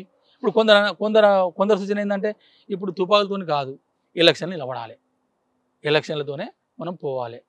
అదే ప్రజాస్వామ్యబద్ధంగా అంటే ఇప్పుడు ఎలక్షన్లో బాగా పోవాలన్నప్పుడు ఎట్లా మరి ఇది కూడా సందేహం ఉంది. మరి సిపిఐ సిపిఎం వీళ్ళంతా పోయి ఎలక్షన్ నుంచే చేస్తారు కదా, మరి ఎందుకు వస్తలేదు, ప్రజలు ఎందుకు నమ్ముతలేరు? ఇది ఇట్లా వస్తలేదు. ఇప్పుడు దీర్ఘకాల ప్రయుద్ధం అని పోతే అట్లా విప్లవం విజయవంతం కష్టం ఉన్నది. ఈ సందిగ్ధంలో నాకు తెలిసి మేధావులు అట్లే ఉన్నారు, పార్టీ అట్లే ఉంది, మాలాంటి వాళ్ళు కూడా మధ్యలో పార్టీని వదిలిపెట్టి ఉన్న వాళ్ళు కూడా అసలు లైన్ ఏంది, పేద ప్రజల్ని మనం ప్రజాస్వామ్యబద్ధంగా మనం ఎదిరించుకోవాలి, రావాలి, ప్రజాస్వామ్యం రావాలి, దున్యవానికి భూమి కావాలి, అందరూ సమానం బతకాలంటే ఏ రూట్లో పోవాలి? అంటే ఇప్పుడున్న పరిస్థితులకు అనుగుణంగా పార్టీ లైన్ కాదన్నది కదా ప్రధాన. ఇప్పుడు సమాజంలో మార్పులు వచ్చాయి. ఇప్పుడు ఇన్నాళ్ళు మీకు సామాజిక స్పృహ ఉంది కాబట్టి మీ లాంటి వాళ్ళందరూ త్యాగాలు చేసి వెళ్ళారు. ఇప్పుడు సామాజిక స్పృహ తగ్గిపోయింది యువతలో. వాళ్ళు ఎంతసేపు సెల్ ఫోన్కే ఎక్కువ ఆధారపడుతుంది తప్ప నా పక్కింటికి ఏమైంది, నా అమ్మకి ఏమైంది విషయం కూడా అవసరం లేదు. దానికి అనుగుణంగా మనం వెళ్ళాలి తప్ప మనం అనుకున్న లైన్లోనే ఉండబట్టే ఈ పార్టీ ప్రజలు దూరమైందని మీరు నాకు చెప్తున్నట్లుగా దండకారణ్యం అదే మనకి పెద్ద సామ్రాజ్యం, మనకు శత్రువులు మన దగ్గర రారు అని భావించబట్టే కదా పార్టీ మీకు నష్టం జరిగింది. అయితే దీనిలో బాగుందంటే ఇది భారతదేశము అర్ధవలస అర్ధభూ సమాజం కాదని కూడా పెట్టుబడి సమాజం అనుకుందాం. పెట్టుబడి సమాజంలో ఏ ఎత్తుగడలు తీసుకోవాలి, భయపడి ఎట్లా చేయాలి అది రాయని. అది మేధావులు ఒకప్పుడు భారతదేశంలో అసమానతలు, ఆర్థిక అసమానతలు, సామాజిక అసమానతలు ఉన్నాయి కాబట్టి పార్టీ ముందుకు వెళ్ళింది, ప్రజలు దగ్గరగా అయ్యారు. ఇప్పుడు అసలు భారతదేశంలో అసమానతలు ఎక్కడ ఉన్నాయన్న? ప్రతి 5 సంవత్సరాల కోసం ఎలక్షన్ జరుగుతుంది. మనకి బడుగు బలహీన వర్గాలు కాదు, కింది సేవ వర్గాల వరకు కూడా ప్రెసిడెంట్లు అవుతున్నారు, ప్రైమ్ మినిస్టర్లు అవుతున్నారు. మనకు నచ్చిన వాడిని 5 సంవత్సరాలు కానీ దించేస్తున్నాం. ఇంకా అసమానతలు ఎక్కడ కనిపిస్తాయి మీకు? ఎందుకు అవ్వబడలేదు ఎక్కడ? అంటే ఇప్పుడు తినేవానికి తిండి, ఉండేవానికి ఇల్లు, సెల్ ఫోన్ లేని వాడు ఎవరున్నారు? సెల్ ఫోన్ లేదు, ఆ సెల్ ఫోన్ ఏమన్నా పెడుతుంది అన్నం పని కాదు, అదేం ప్రధానం. అన్నం తినకపోయినా ఆడ చేతిలో ఫోన్ ఉంటే చాలు, దానికి అలవాటు పడ్డారు ప్రజలు.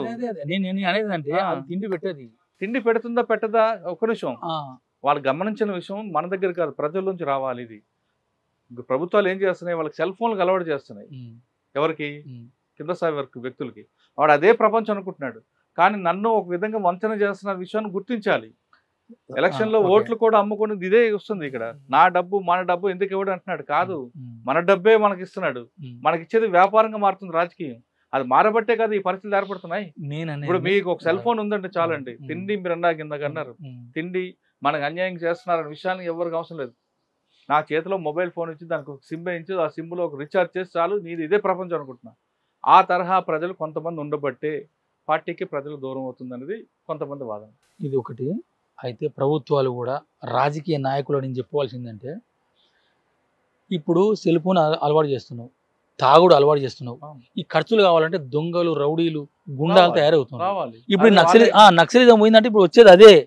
నేను కుండ బద్దలు కూడా చెప్తున్నా, నక్సలిజం వీళ్ళు పోయిందంటే వీళ్ళు అంటారు కదా నక్సలిజం మొత్తం తోడేస్తాం, పీకేస్తాం, చంపేస్తాం అంటే వచ్చేది మొత్తం వాళ్ళే కాదనను. కానీ ప్రజల్లో ఒక బలమైన కోరిక ఉందంటే, ఇప్పుడున్న రాజకీయ నాయకులు అందరూ కదా, కొంతమంది మాత్రం అవినీతి పరులు అయిపోయారు, అక్రమాలు అయ్యారు. మీరు అన్నట్టుగా తాగుడికి దీనికి అలవాటు చేస్తున్నారు.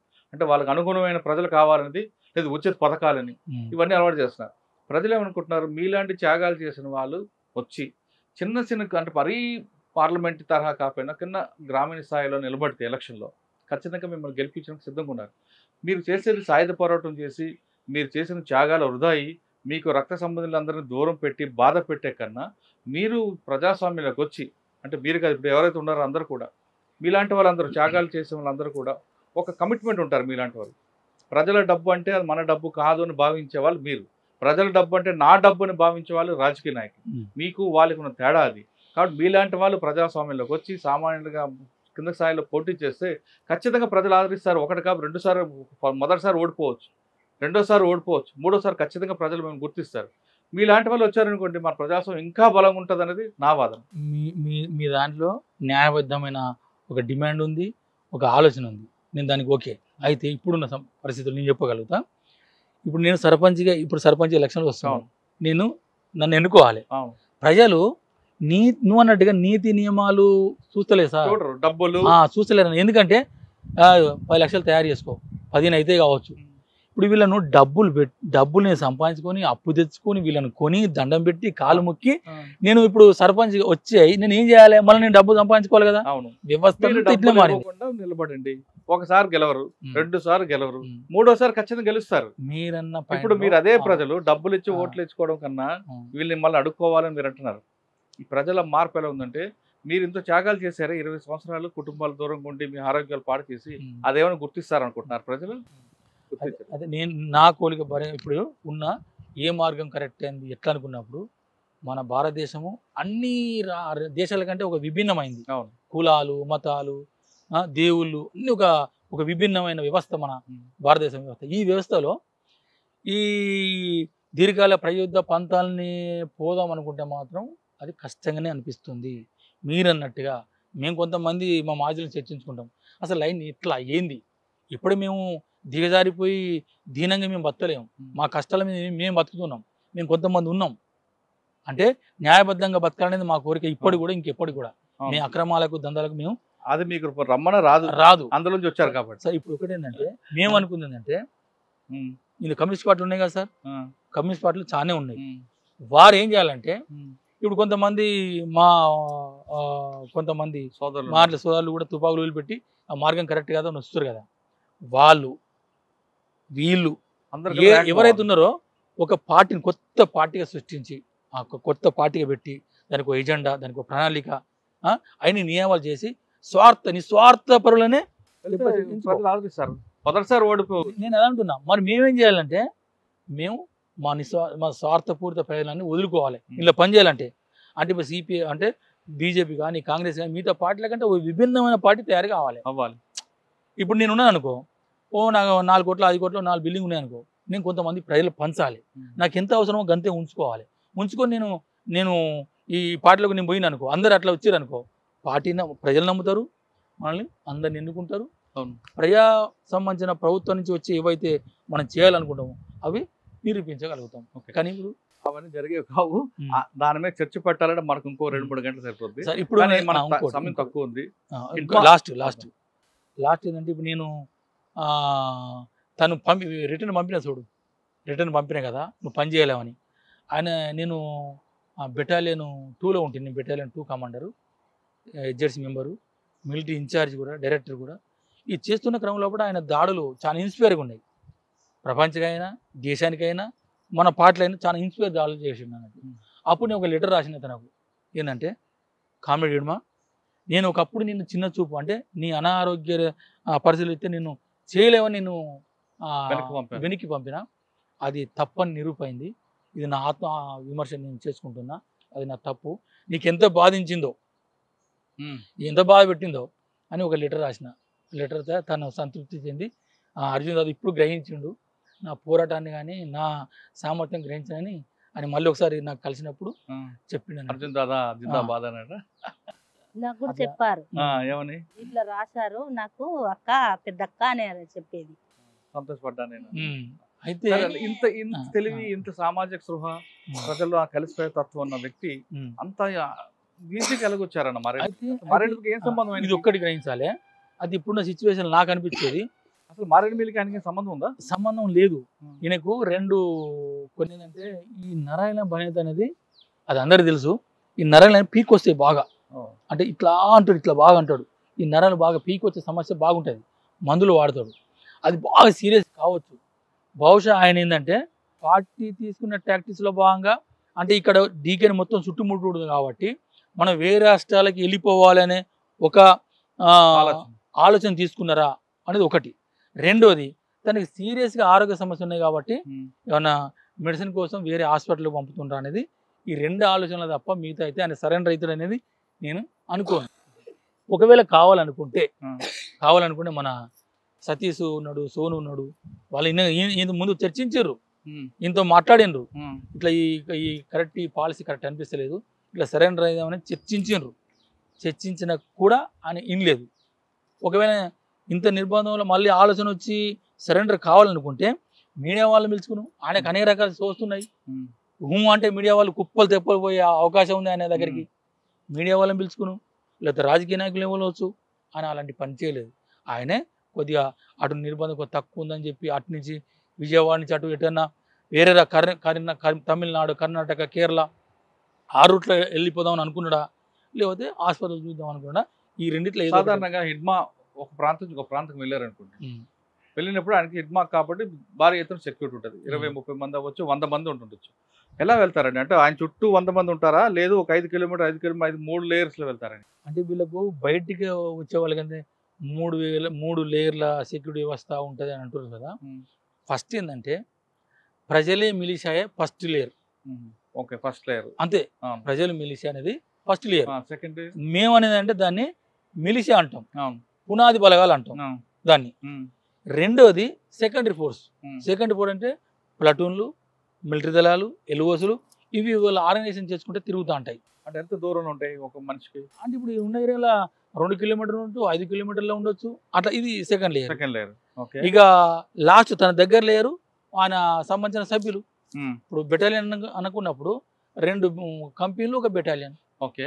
ఇవన్నీ మీరు అన్నట్లు అంటే ఫస్ట్ కంపెనీ ఇట్లా ఒక అర్ధ సెమీ సర్కిల్లో ఉంటే ఇంకో కంపెనీ ఇట్లా సెమీ సర్కిల్లో ఉంటుంది. హెడ్ క్వార్టర్ అనేది సెంట్రల్ ఉంటుంది.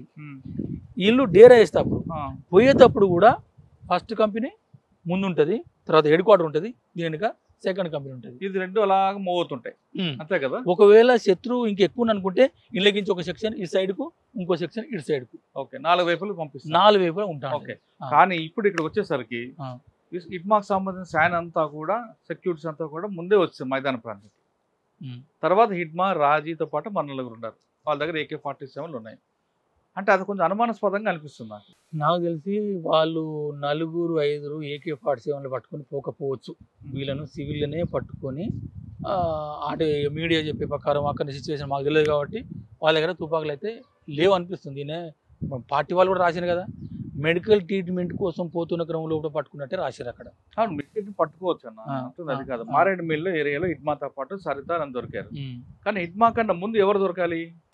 అదే ఇంట్లో బాగా ఆగండి. ఇప్పుడు వాళ్ళు చెప్పిన ప్రకారం ఏంటంటే దీనికంటే ముందే ఎక్కువ శాతం ఇక్కడ చనిపోతాం కాబట్టి కొంతమందిని కూలీలుగా, లేబర్స్ పంపించాడు అనుకుందాం. ముందుగానే కొంతమందిని అక్కడ సెట్ చేయడం కోసం పంపించు అని ఒకటి అనుకుందాం. రెండో విషయం, హిడ్మా వెనక వాళ్ళు కూడా రావాలి కదా పార్టీ. పార్టీ ఎవరు? అందరు ఎందుకు వస్తారు? కొంతమందిని పంపాలనుకుని కొంతమంది పంపిస్తారు. మిగతా వాళ్ళు అక్కడ ఏరియాలో కొంతమంది ఉండాలి కదా. మొత్తం వాళ్ళు ఎక్కడ ఉన్నారు? ఇక వాళ్ళు ఎక్కడ, వాళ్ళు బస్తాలనే ఉండొచ్చు అంతే. మొత్తం కాల్ చేయరు కదా. మీకైతే హిడ్మా మృతిపై అనుమానాలు ఉన్నాయి మీకేమన్నా? హిడ్మా మృతదేహం అంటే అది మారేడుమిల్ల అంతకుముందు 2-3 సార్లు ఆడ కాల్ చేసిండు. మన ఆయన గాజర్ల రవిని కూడా అన్నీ చంపిండు. అది వాళ్ళకి అనుకునే ఏరియా ఎట్లావో అది తెలియదు కానీ సివిల్లోనే చంపిండు ఆయన. హిడ్మా ఎప్పుడైనా అటువైపు వచ్చారమ్మా మారేడుమిల్లి? అటుపోడు రాజీ గాని ఎవరు కూడా అలాగే సంబంధం లేదు. అంత ముందు వీళ్ళు టెక్నికల్ భాగంగా ఒడిశా అటు తిరిగిండు. హిడ్మా తిరిగిండు. ఆంధ్ర వైపు రాలేదు. ఆంధ్ర వైపు రాలే, ఒడిశాకు పోయిండు. రాజా కూడా దీంట్లో పుకార్లు ఏంటంటే ఒకసారి ఆంధ్రకు తెలంగాణకు వచ్చిందండి. నాకు అక్కడ అవన్నీ అబద్ధాలు. ఆయన నాకు తెలిసి అయితే గోదావరి దాటాడు. కిష్టారం, గొల్లపల్లి, మొత్తం బాసగూడము, జగురుగొండ, పశ్చిమ బస్తారు. ఎడ్జెస్ మెంబర్ కాబట్టి మాడిగిడు అది మొత్తం డీకే అంతా. దీంతో పాటు మన టెక్ క్రాంతి ఆయన మీద అనుమానం ఉంటాయి మీకేమన్నా? వాళ్ళు మాకు తెలియదు మరి, వాళ్ళు ఎట్లా పట్టుబడ్డారు ఎట్లా అనేది కొద్దిగా అది మాకు సందిగ్ధం ఉన్నది. ఎట్లా దొరికిన అనేది మాకు. సరేనా, ఫైనల్ గా చెప్పండి, హిడ్మా మృతితో దండకార్యంలో పార్టీ అంతరించిపోతుందా, లేదా మరొక హిడ్మా పుట్టే అవకాశం ఉందా? అంటే ఈయనకు ధీటుగా అయితే కోర్స దేవ అని అదే ఊరు అతను. ఎవరు? బార్సదేవ. అదే ఊరు అతను, అదే మిలిటరీ లైన్ లో ఉన్న వ్యక్తి ఒక ఆయన ఆల్రెడీ ఉన్నాడు. ఒకవేళ వస్తే ఆయన రావచ్చు. మొత్తంగా అంటే ఇప్పుడు పార్టీ అంటే హిడ్మా మృతి కాకుండా మల్లోజ్ వేణుగోపాల్ గారు కానీ లేదా ఆశన్న వీళ్ళందరూ సరెండర్ అయిపోతున్నారు. వాళ్ళు సరెండర్ అవ్వడం కాకుండా దాదాపు 200 మంది 300 మంది తీసుకొచ్చేస్తున్నారు బయటకు. మరి ఇటీవల తెలంగాణ కూడా అయింది. ఇంకా దేవ్జీ, తిప్పర్ తిరుపతి, ఇంకా లోపల ఉంది కూడా మళ్ళా రాజారెడ్డి గారు లేదా ముప్పాల లక్ష్మణరావు గారు, లేదంటే ముప్పిడి సాంబయ్య, తరళపల్లి ఆయన ఒకరు సాంబయ్య వచ్చినట్టున్నారు కదా. రాలేదు ముప్పిడి సాంబయ్య. తర్వాత ఈయన దామోదర్, చొక్కా దేవేందర్, చొక్కా జోగారావు, వీళ్ళు కనిపిస్తున్నారు మెయిన్. అంటే మన తెలుగు వాళ్ళు వీళ్ళు, 2 రాష్ట్రాలకు సంబంధించిన వీళ్ళు కాకుండా అటు ఛత్తీస్గఢ్ ఏరియాలో కొంచెం స్ట్రాంగ్ పర్సన్స్ ఎవరు? ఛత్తీస్గఢ్ ఏరియాలో అంటే స్ట్రాంగ్ లోకల్ గా ఆయన వెలుగులోకి రాడు కానీ రామ్దేర్ అని ఒక ఉన్నాడు. రామ్దేర్ ఈ ఇడుమా కంటే ముందే నాతో ఇజ్జస్లోకి వచ్చిండు. ఆయన మిలిటరీ డీకే మిలిటరీ కమిషనర్ ఇన్ఛార్జ్ ఉండే రామ్ దేవరా రామ్దేవ్ రామ్దేవ్ అలియాస్ ఇంటి పేరు తెలియదు కానీ ఎక్కడ ఛత్తీస్గఢ్ బస్తారా సరే ఆయన వీళ్ళకంటే ముందు ఆయన కొంచెం స్ట్రాంగే. ఇంకో ఆయన పేరు చెప్పారు మీరు, ఇంకెవరు, హిడ్మాతో పాటు దేవ భారత దేవ. ఆయన స్టేట్ కమిటీయా? ఆయన ఇప్పుడు స్టేట్ కమిటీ. ఇక ఆయన ఒకడు మిలిటరీ పరంగా బాగానే ఉంటాడు, 4-5 దాడులు కూడా చేసి ఉండే. అంటే హిడ్మాకు ఉన్నంత పవర్ ఉందా? అంత చెప్పలేము. హిడ్మా ఒక పిలిపేస్తే 100 మంది 1000 మంది ఆదివాసులు వస్తారు కదా, ఆయన చనిపోయినప్పుడు కూడా 2000 మంది వచ్చారు. చాలా మంది రావచ్చు, మనకి ఇంకా చూపించింది తక్కువ. కానీ హిడ్మా అంతా ఇప్పుడు అంత నేర్పరి, అంత తెలివి, అంత మిలిటరీ సంబంధించినప్పుడు ఈయన ఇంకా సెల్స్ కానీ లేకపోతే అవి మోటార్స్ కానీ బైనాక్యులర్స్ కానీ ఇవన్నీ కూడా తయారు చేయడంలో కూడా తన సొంతగా ఇన్వాల్వ్ అయి ఉన్నాడు కదా. అవును. కానీ హిడ్మా గురించి ఒక ప్రశ్న లాస్ట్గా మీకు కానీ హిడ్మా కానీ రాజు గురించి కానీ, హిడ్మా ఎన్కౌంటర్లు అయిన తర్వాత అంటే బ్లాస్టింగ్ అయిన తర్వాత బాధపడే సంఘటనలు ఎప్పుడైనా ఉన్నాయా? ఒక ఆపరేషన్ అయింది 76 మంది చనిపోయినప్పుడు కానీ, లేదా ఇంకో విషయంలో కానీ ఇంకొక సంఘటన జరిగినప్పుడు అనవసరంగా ప్రాణం అందరినీ చంపుతున్నానని ఎప్పుడైనా బాధపడ్డా? హిడ్మా కానీ లేదంటే మీరు చెప్పిన సరిత కానీ. అంటే మా పార్టీ లైన్లు ఎట్లుంటుంది అంటే, వీళ్ళంతా పేదవాళ్ళే కానీ మన కోసం చంపడానికి ప్రభుత్వం పంపింది కాబట్టి మనం చంపవలసి వస్తుంది కదా, ఇంతమంది చనిపోతున్నారు కానీ పార్టీ లైన్లోనే ఉన్నాయి మేము కూడా అనుకుంటాం. కానీ మా మీదకి వస్తారు కదా, అంటే రాజ్యం అంటే దోపిడీ వర్గాలను కాపాడలాగా వీళ్ళు ఉన్నారు కాబట్టి చంపవలసి వస్తుంది తప్ప, లేకపోతే వీళ్ళని చంపొద్దు అనేది కదా. అవునన్నా, మీరు ఆ సాయుధ పోరాటం లేకుంటే మామూలుగా వచ్చుంటే పోలీసులు మీ దగ్గరికి వస్తారు, రారు కదా. సాయుధ పోరాటం లేకపోతే తుపాలు లేకపోతే వీళ్ళు ఇనరని కదా అక్కడ. కాదన్నా, ఇప్పుడు ఎలాగొచ్చిన పరిస్థితి అంటే మీరు భారతదేశ పౌరులే, వాళ్ళు భారతదేశ పౌరులే, మనం చంపుకుంటున్నాం. ఎప్పుడైనా ఈ సబ్జెక్ట్ ఆలోచించారా? ఆలోచించాం. అది పాటలనే ఉండే, గద్దరే రాస్తూనే ఉండే, పోలీసు వాళ్ళు పేదోళ్ళే, మనం కూడా పేదోళ్ళే, మనం చనిపోతున్నాం. అసలు మన దేశం మీద పోరాటం చేసిన వ్యక్తులను పక్కన పెట్టి మన మీద మనమే పోరాటం చంపుకుంటున్నాం. అది చర్చ ఉంటుంది కానీ గత్యంతరం లేదు కదా ఏం చేయడం అనేది. ఇప్పుడు ఈ దోపిడీ రాజకీయాలు వినరు, వాళ్ళకు పోలీసు వాళ్ళని వాడుకొని మన మీద పంపిస్తారు. మనం ఇప్పుడు ఈ దోపిడీ కంట్రోల్ చేయాలంటే మన కన్ను మనమే పొడుచుకుంటాం అంటారా? ఇప్పుడు వాళ్ళు అడ్డం వస్తున్నారని దాంతోనే చంపుతున్నాం తప్ప వాళ్ళని చంపాలని టార్గెట్ కానే కాదని పార్టీ అవగాహన అంతే, మాది కూడా అవగాహన. సరే, ఎప్పుడైనా పార్టీలో మన దేశం మీద పక్కన దేశాలు దాడులు చేస్తుంటాయి, మన మనుషులను చంపేస్తుంటాయి కాశ్మీర్ ఆ ప్రాంతంలో. అరే, మన మనుషులకి పక్క దేశం చంపడం ఏంటి, వాళ్ళ మీద మన కసి తీర్చుకుందాం, వాళ్ళ మీద పక్క పెట్టుకుందాం అని ఎప్పుడైనా చర్చ వచ్చిందా? వస్తుంది. నిరసనంగా మీటింగ్స్ అన్ని చేసేదే. దానికి ఏంటి చర్చ వస్తే కాదు కదా, దానికి యాక్షన్ ఏముంది అంటే మరి మనం ఏంటంటే అక్కడ దేశాల మీద మన దేశం కూడా పెత్తనం చెలాయించొద్దు. ఇప్పుడు అక్కడ పీపుల్ ఉన్నారు అనుకో, ఇప్పుడు జమ్మూ కాశ్మీర్ సంబంధించింది, అక్కడ వాళ్ళ లక్ష్యం ఏంది అసలు, వాళ్ళు దీనికోసం కొట్లాడుతారు, ఉన్నోని కోసం కొట్లాడుతున్నారు, పేదల కోసం కొట్లాడుతున్నారు. దాన్ని బట్టి అందరినీ వ్యతిరేకించము. ఒక పేదల కోసం కొట్లాడే కొన్ని సెక్షన్స్ వర్గాలంటే వాటి సపోర్ట్ చేస్తాం పార్టీ. కానీ ఎప్పుడైనా మరి పాకిస్తాన్ సపోర్ట్ చేస్తారా, భారతదేశం? అట్లా లేదు, పాకిస్తాన్ సపోర్ట్ చేసేది అట్లనే ఉంది. మన దేశం మనం సపోర్ట్ చేస్తారా? అంతే. అంటే ఆ విషయంలో భారతదేశం సపోర్ట్ అది కూడా ఉంది. ఒకవేళ ప్రపంచ దేశాలే భారతదేశం పడితే మనము ప్రజలు మన పోలీసు వ్యవస్థతో మొత్తం తిరుగుబాటు చేయాలని ఉంది. అట్లానే కాదు, వేరే దేశపోడు మన దేశంలో యుద్ధానికి వచ్చినప్పుడు మన పోలీసుల పాటుగా మన ప్రజల్ని మనం కూడా అలా ఇన్వాల్వ్ అయి కొట్లాడాలి. సూపర్, అది ఉంది, పార్టీ లైన్ లోనే ఉంది. ఇంకొక ప్రశ్న, ఇది అంటే కొంచెం ఇబ్బందికర ప్రశ్న అవ్వచ్చు కానీ సామాన్యుడికి ఎక్కువగా కనెక్ట్ అయ్యే ప్రశ్న. ఇది చాలా మంది అడుగుతుంటారు నాకు, మీరు ఎంతమంది మాజీలు ఇంటర్వ్యూ చేస్తుంటారు కదా, ఈ ప్రశ్న అడగండి అంటుంటారు. ఆ ప్రశ్న ఏంటంటే, పార్టీలో ఉన్న వాళ్ళు అగ్రవర్ణాలు 2%, 3%, అప్పటి నుంచి ఇప్పుడు నుంచి కాదు, ఇప్పుడంటే ఎవరు లేరు అనుకోండి, కానీ ఎక్కువ శాతం దళితులు. ఓకే, దళితులు బిడ్డైన మన బాబాసాహెబ్ అంబేద్కర్ గారి గురించి, ఆయన రాసిన రాజ్యాంగం గురించి వీళ్ళు ఎందుకు చర్చించరు, వీళ్ళకి ఎందుకు ఆయన దూరం అని అడుగుతుంటారు, అడగండి అని అడుగుతుంటారు. అంబేద్కర్ గురించి, అంబేద్కర్ గారు కదా మా అందరికి, దళితులకి మనందరికీ ఆయన ఆధారం, గురువు అంతే. మన రాజ్యాంగం రాసింది ఆయన దళితుడి బిడ్డ. ఆయన ఎన్నో అవమానాలు ఎదుర్కొని ఆ స్థాయికి వచ్చారు. అటువంటి ఆయనని పార్టీలో ఉన్న దళిత సభ్యులు ఎందుకు గౌరవించరు, ఆయన రాసిన రాజ్యాంగాన్ని ఎందుకు దాని మీద ప్రమాణం చేయరు అన్నది అడుగుతుంటారు, అడగమని అడుగుతున్నారు. దీంట్లో ఏంటంటే, ఈ రాజ్యాంగమే మొత్తంగా పేదలకు అనుగుణంగా లేదు అనేది దాని మొదటి పాయింట్. కానీ భారత రాజ్యాంగం అన్న అంబేద్కర్ రాసింది ఎప్పుడు ఇవ్వాలి కదా, ఎప్పుడు కొన్ని అప్పుడే వందల సంవత్సరాల ముందు కోసం రాశారు ఆయన. దాంట్లో ఇంకా కొన్ని ఏంటంటే కొన్ని ధనికులకు అనుకూలంగానే కొన్ని ఉన్నాయి. అయితే మార్క్స్ కంటే ఉన్నతంగా లేదు. మార్క్స్ చెప్పిన సిద్ధాంతం ఏదైతే ఉన్నదో అదనం విలువ అనేది అంబేద్కర్ గారన్నా మార్క్సిస్ట్ సిద్ధాంతం గొప్పదంటారు మీరు. గొప్పదనే పార్టీ లైన్. కానీ ఎప్పుడైనా మీరు రాజ్యాంగం చదివారా? నేను చదవలే. మీరు చదివి ఉంటే ఖచ్చితంగా నేను అన్ని ప్రశ్నకు సమాధానం చెప్తాను. నేను చదవలే. ఆయన కొన్ని వందల సంవత్సరాల ముందు చూపు రాశారు ఆయన. అక్కడ పేదవాళ్ళ కోసం ఏం చేయాలి, మన దేశం ఎటు వెళ్ళాలి అనే విషయం రాశారు. మన రాజ్యాంగాన్ని కొన్ని దేశాలు తీసుకుంటున్నాయి కదా అన్న. ఇప్పుడు ఏంటంటే ఇప్పుడున్న పరిస్థితిలో ఆ రాజ్యాంగం సంబంధించిన అవి అమలు పరిచిన సగం విప్లవం విజయవంతమైందని నా భావన. రాజ్యాంగంలో ఉన్న పాయింట్లు రాజ్యాంగం చట్టం ప్రకారం అది ఇంప్లిమెంట్ అయినా బాగానే ఉండే వ్యవస్థల అది కూడా జరుగుతలేవు కదా. దాని భిన్నంగా జరుగుతుంది కదా.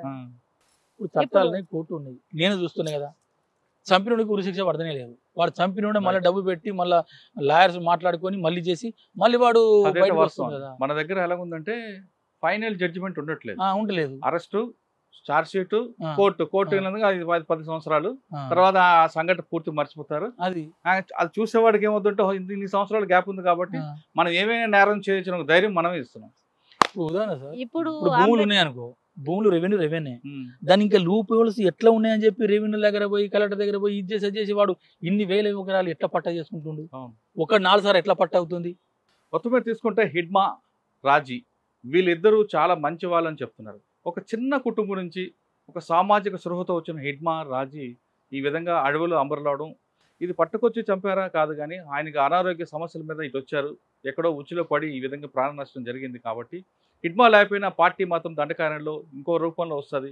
అక్కడ హిడ్మాకి మించిన ఇంకో హిడ్మా ఉండొచ్చు అని రవీంద్ర చెప్తున్నారు. అన్నిటికన్నా ఇంపార్టెంట్, ప్రస్తుతం ఉన్న భారత రాజ్యాంగాన్ని పూర్తిగా చక్కగా అమలు చేసి ఇటువంటి సామాజిక అసమానతలు రావు, ఆర్థిక అసమానతలు ఉండవు. ఇక మరోవైపు ప్రజలు కూడా ఇంకా వేరే మార్గాలు వెళ్లకుండా ఉండడానికి సిద్ధమవుతారంటూ అతను కూడా అభిప్రాయం చెప్తున్నారు. అన్నిటికన్నా మరొక ముఖ్యమైన విషయం, పార్టీలో ఉన్న తుపాకీ పట్టుకున్న భారతదేశం మీదకి వేరే దేశాలు దండయాత్ర చేస్తే ఖచ్చితంగా పోలీసులతో కలిసి ప్రజలు కలిసి ఆ దేశం మీద దండయాత్ర చేయడానికి కూడా మేము వెనకంజం వేయమంటూ మావోయిస్టుకి సంబంధించిన మాజీ నాయకుడు రవీందర్ గారు అలియాస్ అర్జున్ దాదా అలియాస్ దేవక్క చెప్తున్నారు. ఇది హిడ్మా ఎన్కౌంటర్పై వీళ్ళ అభిప్రాయం. మరో అంశంలో మళ్ళీ కలుద్దాం. అంతవరకు నమస్తే. థ్యాంక్ యూ అక్క. ప్రజలందరికీ నమస్కారం. And for more videos, please subscribe to iDream. Please subscribe to iDream. Please subscribe iDream. And please subscribe to iDream. For more videos, subscribe to iDream. please like, share and subscribe to the channel. Congratulations, iDream. Subscribe to iDream. Subscribe to iDream. So subscribe to iDream Media. iDream ki iDream team andarki huge congratulations. Please subscribe iDream Media. Please subscribe to iDream. Subscribe iDream. Please subscribe to iDream. iDream అంటే నా కళల channel subscribe చేసుకున్న నోరు తిరుగుతలేదు, మీరైతే గంట గుర్తు కొట్టండి. For more such videos, please subscribe to iDream. Subscribe to iDream. Please subscribe to iDream. Please subscribe iDream Media. Please do subscribe to iDream. Please subscribe to iDream Media. For best entertainment and information, please subscribe iDream. And don't forget to subscribe to iDream.